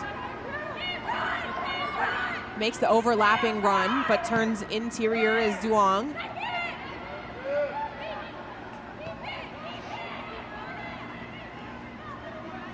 Good things have happened when Sydney Nacello's been on the ball for Tampa Bay. She has it once again. On the wide side on the right, she'll cut it to the middle.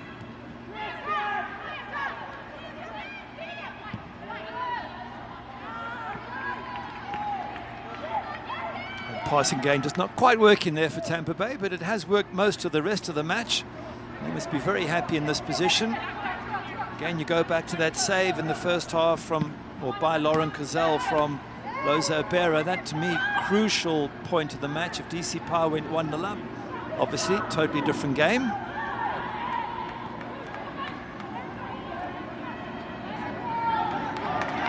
Turnover here from the Power. They'll try and motor back into their offensive third. That ball, though, skirts away, and it'll be Tampa Bay that regain possession.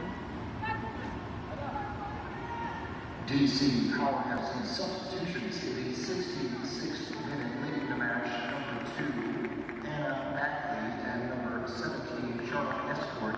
Entering the match, number 7, Mariah Lee, and number 2 substitutions for the home side. Anna Bagley's evening is over. She's replaced by Mariah Lee. And then Katrina Gu will come in, and she'll take off Charlie Escort.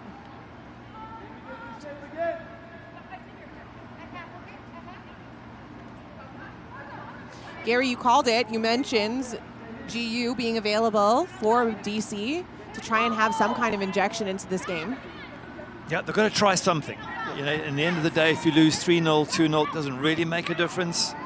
But fresh legs, fresh minds can always turn a game.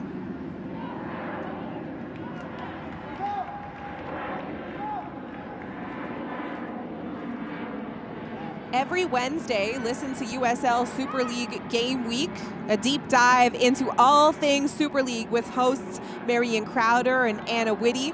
Follow along all season on the Sirius XM app.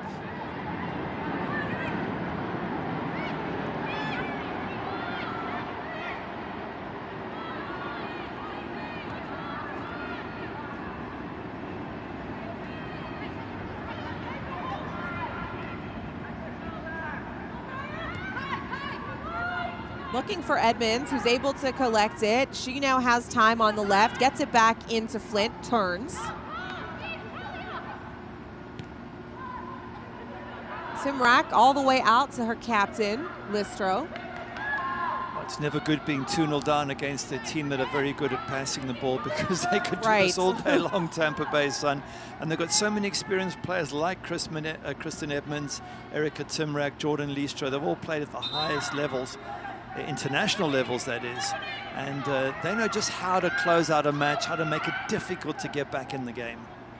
Timrak in particular. She's spent time with the national team, 2-time NWSL champion, SEC Offensive Player of the Year. Accolades on accolades. As an opportunity for Flint at the top of the box. Fades away. She was converged upon by 4 or 5 Power players. But Nacello causing trouble now on the right side of the pitch. She enters the 18. She'll cross it, cut it back. Oh my goodness. Pinpoint precision for Cecile Flo Nelson. Once again, a brace. 3-0 for Tampa Bay over the Power. Well, that probably puts the game to rest. And again, a good finish from Cecile Flo Nelson. Lovely ball played back into her path. Skills here from was turning out to be the player of the match in many ways. Sydney Nasello, lovely run. And not just a lucky ball, but she knew exactly where Cecile Flo Nielsen was, and she put it into her path.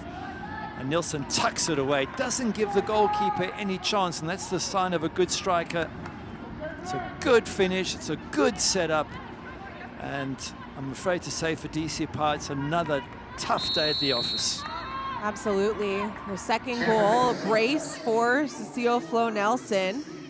And to your point, it has to be said, Sydney Nasello has been facilitating all of this, and she's one of those players who comes from the University of South Florida, where she was coached by head coach Denise Schultz-Brown.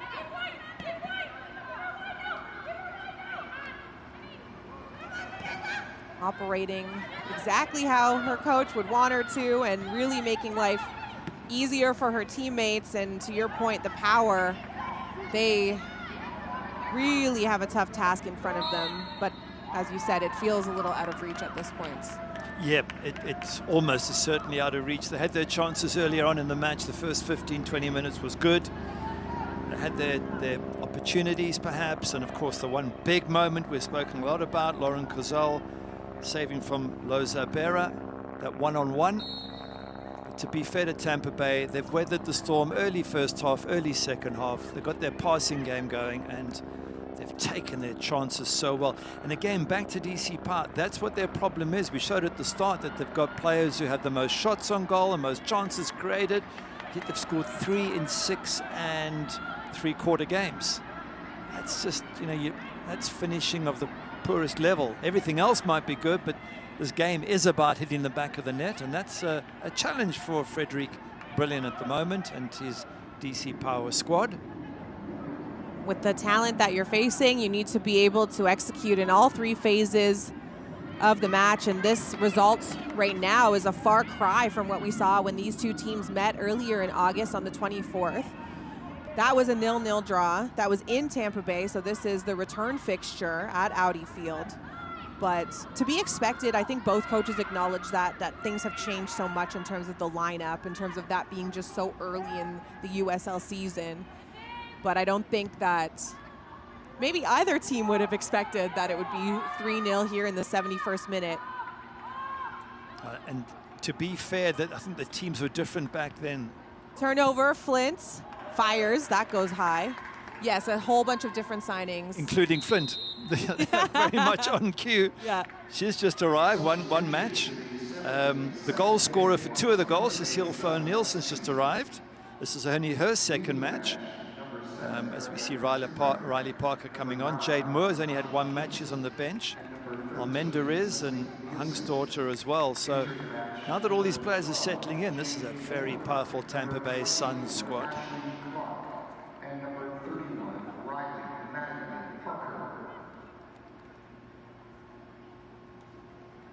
We're going to have a rash of substitutions here. Coming in are Riley Parker, as Gary Bailey mentioned. Ashley Clark is coming in, and Jade Moore is going to round out the trio that are getting subbed in. And we get a look of our 2-goal scorer here tonight. Takes a seat, a job well done in just her second appearance.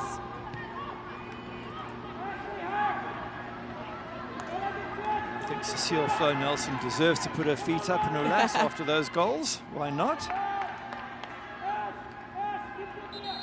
We have a player who's down, grabbing their knee. It's Sydney Nasello. So obviously she looks like she's in significant pain. Catherine McCormick waves on the medical team. Just awful to see.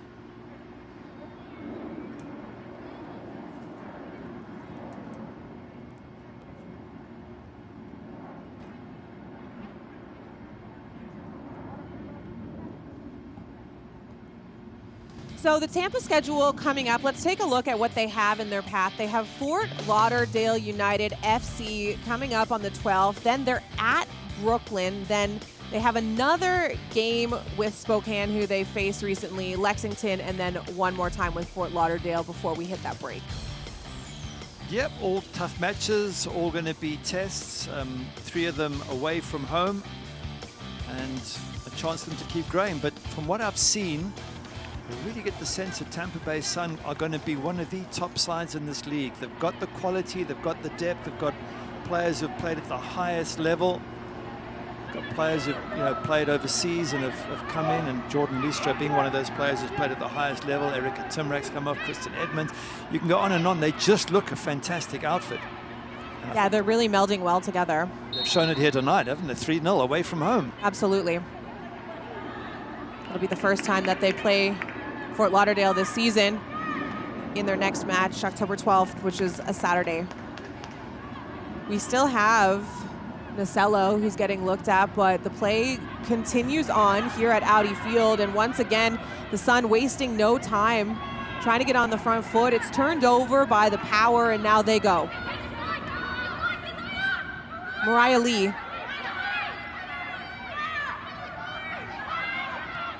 Seemingly every player on the pitch calling her name. It's a turnover, however. Bad option. Ashley Clark has the ball. It gets to goal, and overwhelming for Mariah Lee in that moment.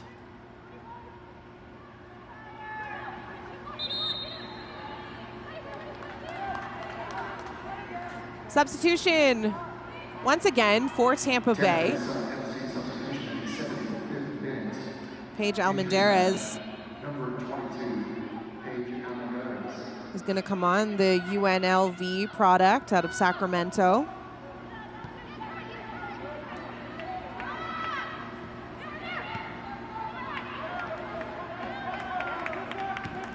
She's going to be the one who's replacing Sydney Nasello, who's put in a fantastic shift here today at Audi Field, being the facilitator for a lot of the action we've seen the Suns be able to capitalize on.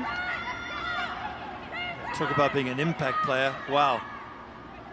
She changed that match when she came on, Sydney Nasello.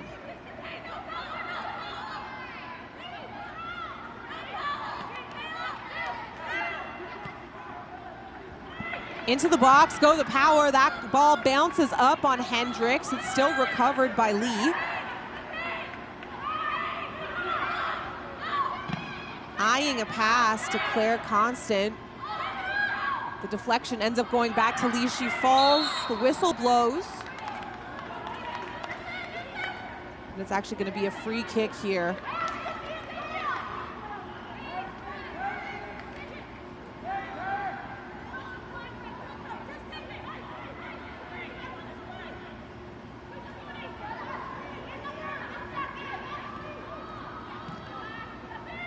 No rush here from Tampa Bay Sun's point of view. They're cruising.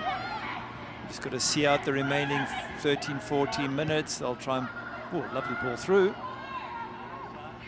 Dangerous spot that Ashley Clark Lemieux found herself in. Aquino was right there. Had to play it with her feet. A little bit of skill. They love a versatile goalkeeper. I was just saying with Tampa Bay Sun, I think they're just going to knock it around, keep possession. And as I said that, they went for the through ball. I thought, wow, okay, that's nice and positive. Got to keep it unpredictable.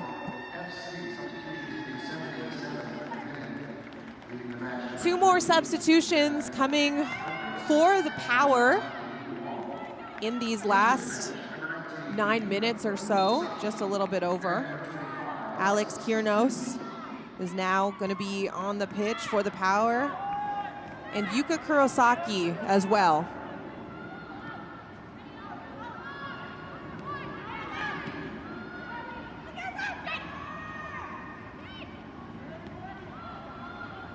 Pressure from the Power, which is to be expected. They're in such a hole. Dangerous pass, but a nice job by Jade Moore to circle the block and find her way out of it.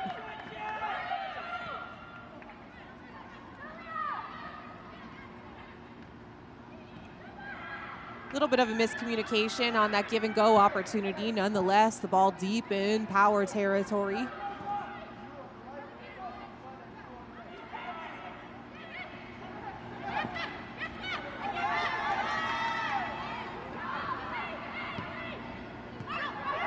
Nice control from Tampa Bay, win the ball back, keep possession.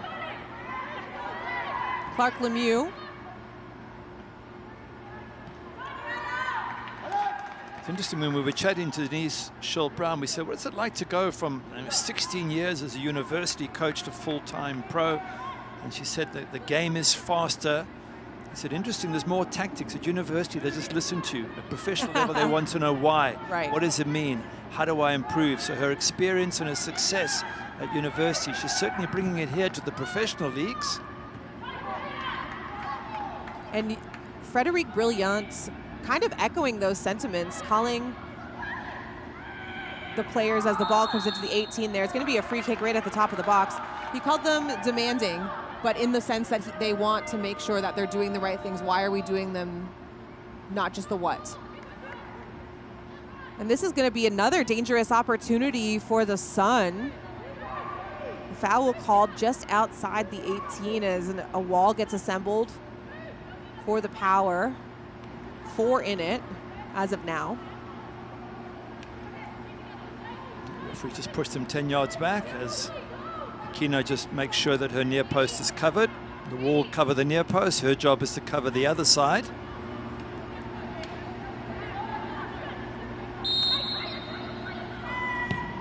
Direct shot towards goal. It goes over. No real danger in that moment for Aquino.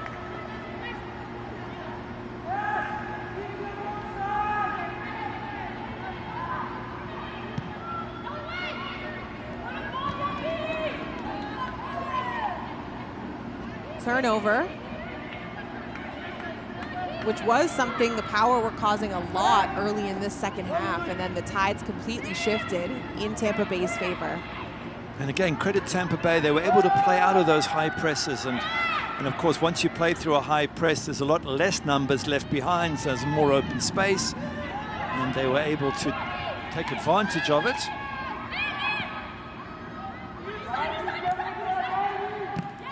Almendarez brings it down, but it quickly goes back the other way. DC trying to find something in their bag of tricks. Provide them a little positivity in the last 10 minutes of this match.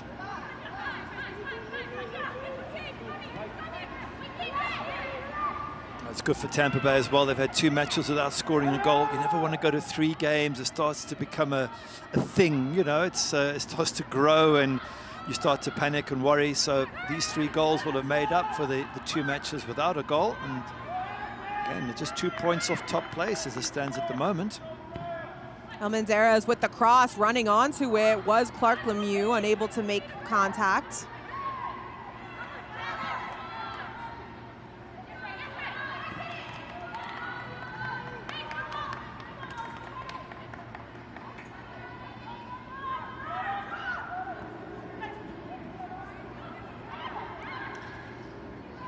One v one, trying to find some opportunity in tight quarters was Ashley Clark Lemieux. It bounces to Aquino, and she tries to pass it out quickly, but everything just a little too out of reach for the Power, a little off the mark, and another turnover at half.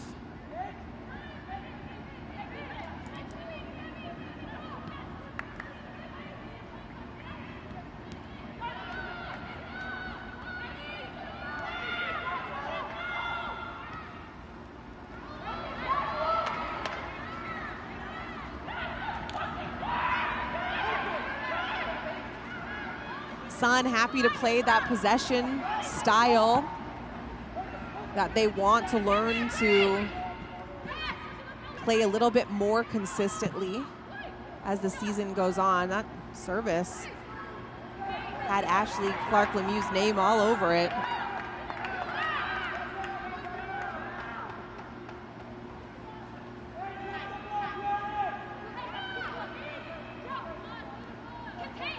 Stay up to date with the USL Super League. Sign up for the Super newsletter. Get news about your favorite team and stories from around the league delivered directly to your inbox weekly. Sign up at uslsuperleague.com/newsletter. And DC Power looking to have a headline in that newsletter. Extra, extra, read all about it if they're able to pot one here. They're getting a free kick about 10 yards outside the 18.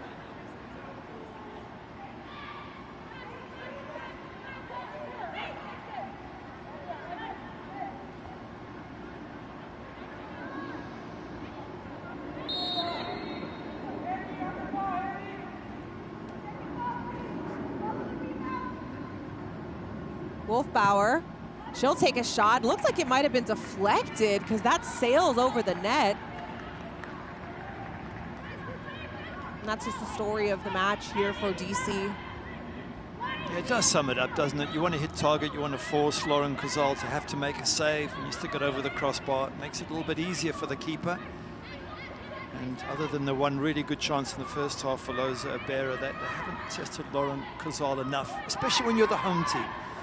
And not only are you the home team, but you haven't won in your 6 matches. You're looking for that first win.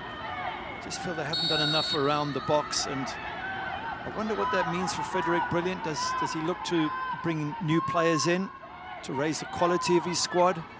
Given how good Tampa Bay Sun look, if that's the quality that's out there in the league, then he probably might feel that he needs to bring in some players who have a fantastic background, international background, which is what you have with Tampa Bay Sun, 3 players who have played internationally for their country. Well, and even to that point as well, to foster that internal competition that forces people to be at their best at all times. Cross coming into the box, quickly dispatched. It's going to be a throw in here for the Power with about 5 minutes left in the match before stoppage time.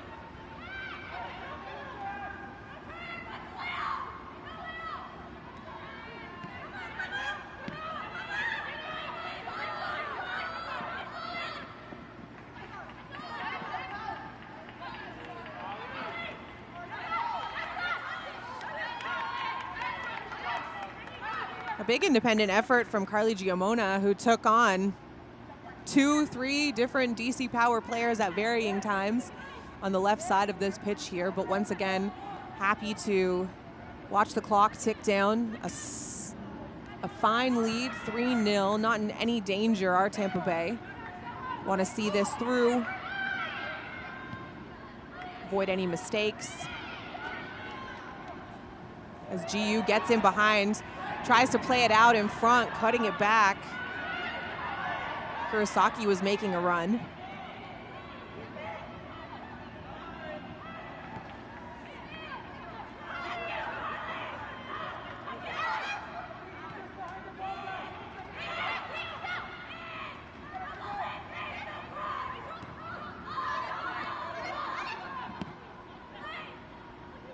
Kiernos into the box with the delivery. Claire Constant trying her best to get on it. She does get a foot on it, but can't bring it down.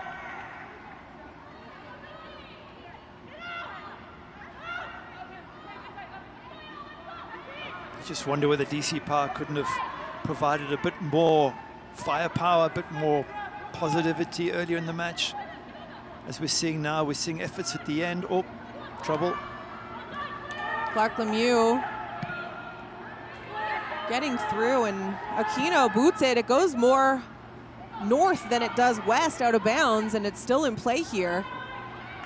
Collision sends Alex Kiernos to the ground, and her teammate plays the ball back to her, maybe not realizing she was in some pain.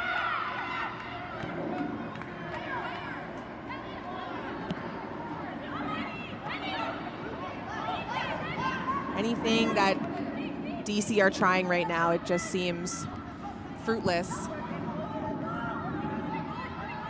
Yeah, as we say, it hasn't been a good day at the office. It had moments in the first half and maybe for 5-10 minutes of the second half, but other than that, it's been hard yards. They haven't put enough forward. I was just saying that needed for me to have tested Lauren Kozal more than the once they have, with that effort by Loza Abera in the first half.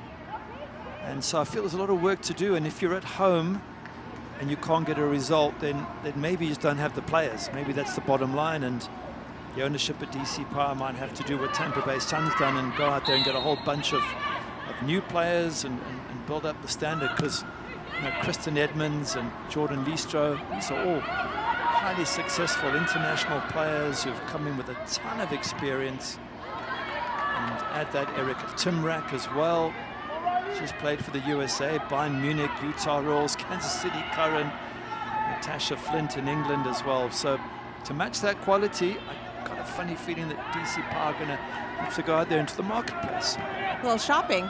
Yes, why not? A little retail therapy. Certainly a tough day at Audi Field for the home side. Tampa Bay not letting their foot off the gas. Clark Lemieux once again open, this time on the left side. She'll have her head up and survey, but called offside late. Play blown dead. And because they're on the European schedule as well and they have that break coming towards the end of the year, to have time, right?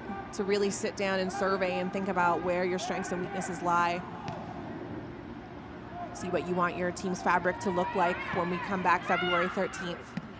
Yeah, and you'll have a good idea of what the other teams have done in that period of time. You know, right now it's an exploration phase as you try and figure out the opposition, but it's beginning to take shape. And certainly for DC Power, they'll know how good the teams are above them. Carolina is sitting top of that league. Well, you know, they know exactly how they play and what they have to do to catch up with them. They've played against Fort Lauderdale United, Spokane twice, DC Power, so they know, he'll know full well what he has to do, Frederick Brilliant. It's whether he's got the cash. We can all go shopping. It's how much cash have we got to spend? Sitting at the cash register, is my card going to be declined? Hoping and praying and wishing. What's the budget? Yeah, that's the question. Yeah. 4 minutes of stoppage time here at Audi Field. Tampa Bay Sun FC well in control here. Fantastic opportunities that they've taken full advantage of. Unsung hero to a degree. Sydney Nasello really changing the tide for Tampa Bay, creating opportunities. And then Cecile Flo Nielsen with a brace here tonight for the visiting team. And head coach Denise Schultz-Brown said she was happy that, you know, the form didn't necessarily switch from their home games to their road games. So you talk about that building the confidence. They'd been fairly even despite the venue, which I think is a big, big positive for a team that's looking to grow, as once again, Clark Lemieux is on the run. Claire Constant tracks her down, wins the free throw, throws it in immediately.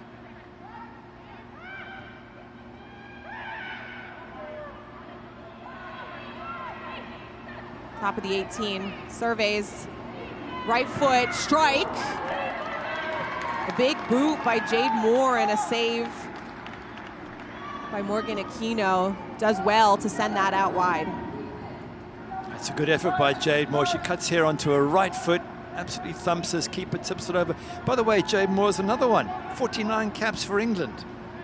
Only 33 years of age, played for Manchester United, Orlando Pride, Atletico Madrid, Birmingham City.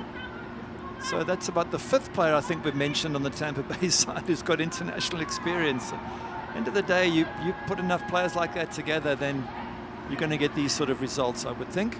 Well, I was going to say you have a player who finished third in the 2015 World Cup coming off your bench, so you have that experience, right? They obviously have the cachet, and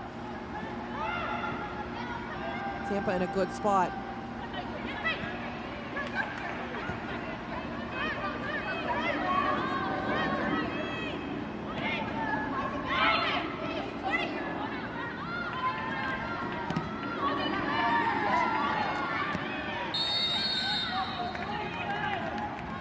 Advantage dissipated and the foul's called on Jordan Listro.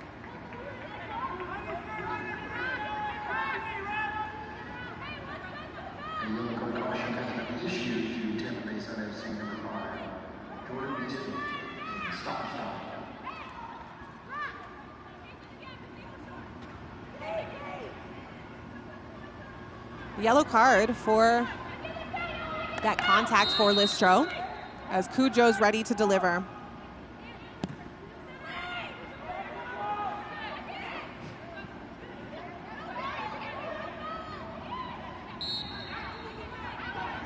That's blown dead quite quickly from our official, and it'll be a free kick here for Tampa Bay, who are happy to let the clock tick down as we're in the final 45 seconds of this match. 4 minutes of stoppage time announced. A hefty lead for the Sun at Audi Field. It's a tough one for DC Power in the sense that in the last 4 matches, 3 of them they haven't scored. And the 2 they scored against Spokane Zephyr were both penalties. So in 4 games, they haven't scored from open play. That's, again, it's all back to that same thing. You can have the shots, you can create, but if you can't finish, it's going to be a problem. But again, credit Denise Schild-Brown, who we just saw a picture of there, Tampa Bay Sun. They look a fantastic team. And I think their fans are going to have a lot of excitement, a lot of good victories this season in the USL Super League. They really look like they're a fantastic outfit. Well, and positive that they'll get to be right back at home next week, ride this positive momentum in front of their home crowd as they host Fort Lauderdale.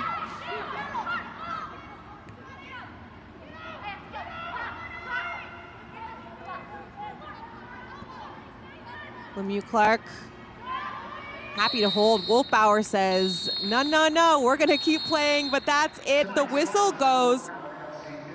Full time and a fantastic performance from the Tampa Bay Sun, who rain literally, figuratively on DC Power FC's parade, making sure that they don't get that first elusive franchise win at home. Yeah, tough for the players at DC Power. As a professional, you don't want to go 7 games without a win. It hurts you in every sense. It hurts the strikers who are not scoring. It frustrates the manager, and I'm sure it frustrates the ownership as well. But that's all part of a new franchise, and they're going to have to go through these early pains. But most importantly, they have to figure out a solution. And then for Tampa Bay, of course, all smiles. They've now scored 6 goals in their last 4 matches, although it was 3-3, so 2 games without scoring in between, but a fantastic performance on the road, able to assert themselves and also able to score in different ways as well. Yeah, I mean, there's nothing negative about today's performance for Tampa Bay Sun. Away from home, 3-0, clean sheet, goals, good possession. They sort of dealt with the pressure. Kristen Edmonds, with all her experience, was able to guide some of the other players through as well. They brought players off the bench who had an impact. It basically ticks all the boxes, and as you can see now, they're in 3rd spot. They've got 9 points, and they're just 2 points behind the leaders, Carolina Ascent. And also just, it goes without saying, but it's so helpful if you haven't exactly put it all together yet, those draws in the place of losses, getting at least 1 point, I'm leaving here with something kind of energy. Yep. That helps while you're trying to find the middle ground. And unfortunately for DC, that was not the case here tonight. They suffer a loss at the hands of Tampa Bay and are going to need to go back to the drawing board. But I think we'd be remiss to not mention once again Lauren Cozell and her fantastic save early on Loza Abera, giving them an opportunity to have some time and really find their footing in this game, as we are joined by Cecile Flo-Nilsson. How are you doing? Oh. She's just getting things set right now. Cecile, are you with us? Yes. Hello, congratulations. I'm Ashley. I'm joined by my analyst, Gary. First and foremost, what does it mean for your team to be able to go on the road and have such a formidable performance where you win 3-0 and it's all smiles? It's just nice to score some goals. Like, to get a win like this is like undescribable. It's just amazing, and the feeling we have right now is really amazing. And Cecile, take us through your 2 goals. Fantastic finishing. How did you see it from your point of view?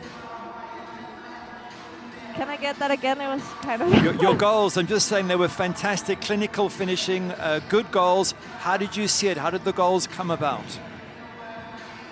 I think as a forward, it's just trying to take your chance when you get it. And then today I scored 2 goals because of my amazing teammates, 2 amazing assists from both Marcelo. So I'm getting set up great by my teammates, and that's why I score. Well, that's my last question for you. Sydney Nacello really got things going for you guys. How have you been able to build that chemistry with her so quickly? Just training on the pitch and just being around each other a lot. I think that helps. Well, congratulations. Thank you so much for your time and fantastic match from you and your team this evening. Thank you. You're welcome. 3-0 as you hear and see the celebration on your screen. It's Tampa Bay Sun FC putting on an absolute clinic at Audi Field, taking down DC Power FC 3-0. Full game highlights on the other side of the break.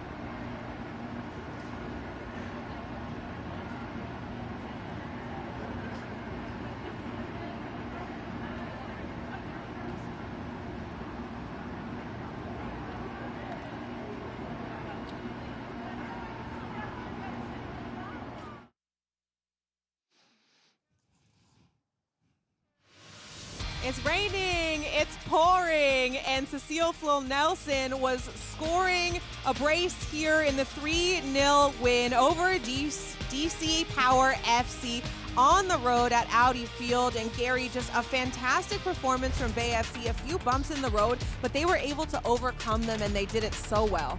Yeah, they did. They took on the early pressure first half and second half in a breakaway.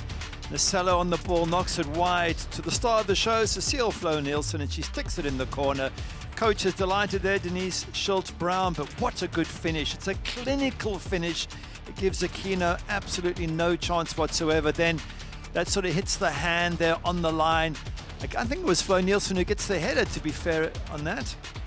And she, then it's Giamono who steps up and tucks it away. So Flo-Nelson creates that penalty. Giamono steps up, tucks it away. They're 2-0 up. They don't sit on the 2-0 lead. They're looking for opportunities. They get turnover ball again. And it's a lovely run down on the side here from Nielsen. Knocks it back. Oh, sorry, the goal by Nielsen. It's a lovely ball played into her. And she just tucks it away again. Absolutely clinical. Wonderful assist. Great finishing. And this kind of tells the story. The possession's been equal the entire match, but the shots on target was quickly inflated by Tampa Bay Sun. Shots 15, goals obviously 3, set pieces were equal. Regardless of all of that, it's how you finish literally and figuratively. And it was Tampa Bay in the second half that was able to put a hurting on DC Power FC. And coming out of this one with a big 3-0 lead, Cecile Flo-Nelson, the first brace in franchise history. She's just joined the team and making an impact right away. Yeah, just a little honourable mention to Lauren Cozell for that good save from Loza Ibera in the first half when Ibera was through one-on-one. That kept the clean sheet, allowed Tampa Bay the time and the opportunity to get back in the match. They had the ability, but if you were 1-0 down away from home, could have been a totally different team. So good goalkeeping, great finishing, happy days for all Tampa Bay Sun fans. DC Power, well, tough day at the office and back to the drawing board, I guess. The rain could not keep Tampa Bay Sun FC down. They had a full team performance. Cozell with the massive save in a key moment. Sydney Nacello serving things up for her group, and then the finishes by Cecile Flo Nielsen, as well as the PK from Carly Giamona. She finished in a clinical fashion, and it was all good for the Tampa Bay Sun FC. For Gary Bailey, myself, Ashley Docking, thank you.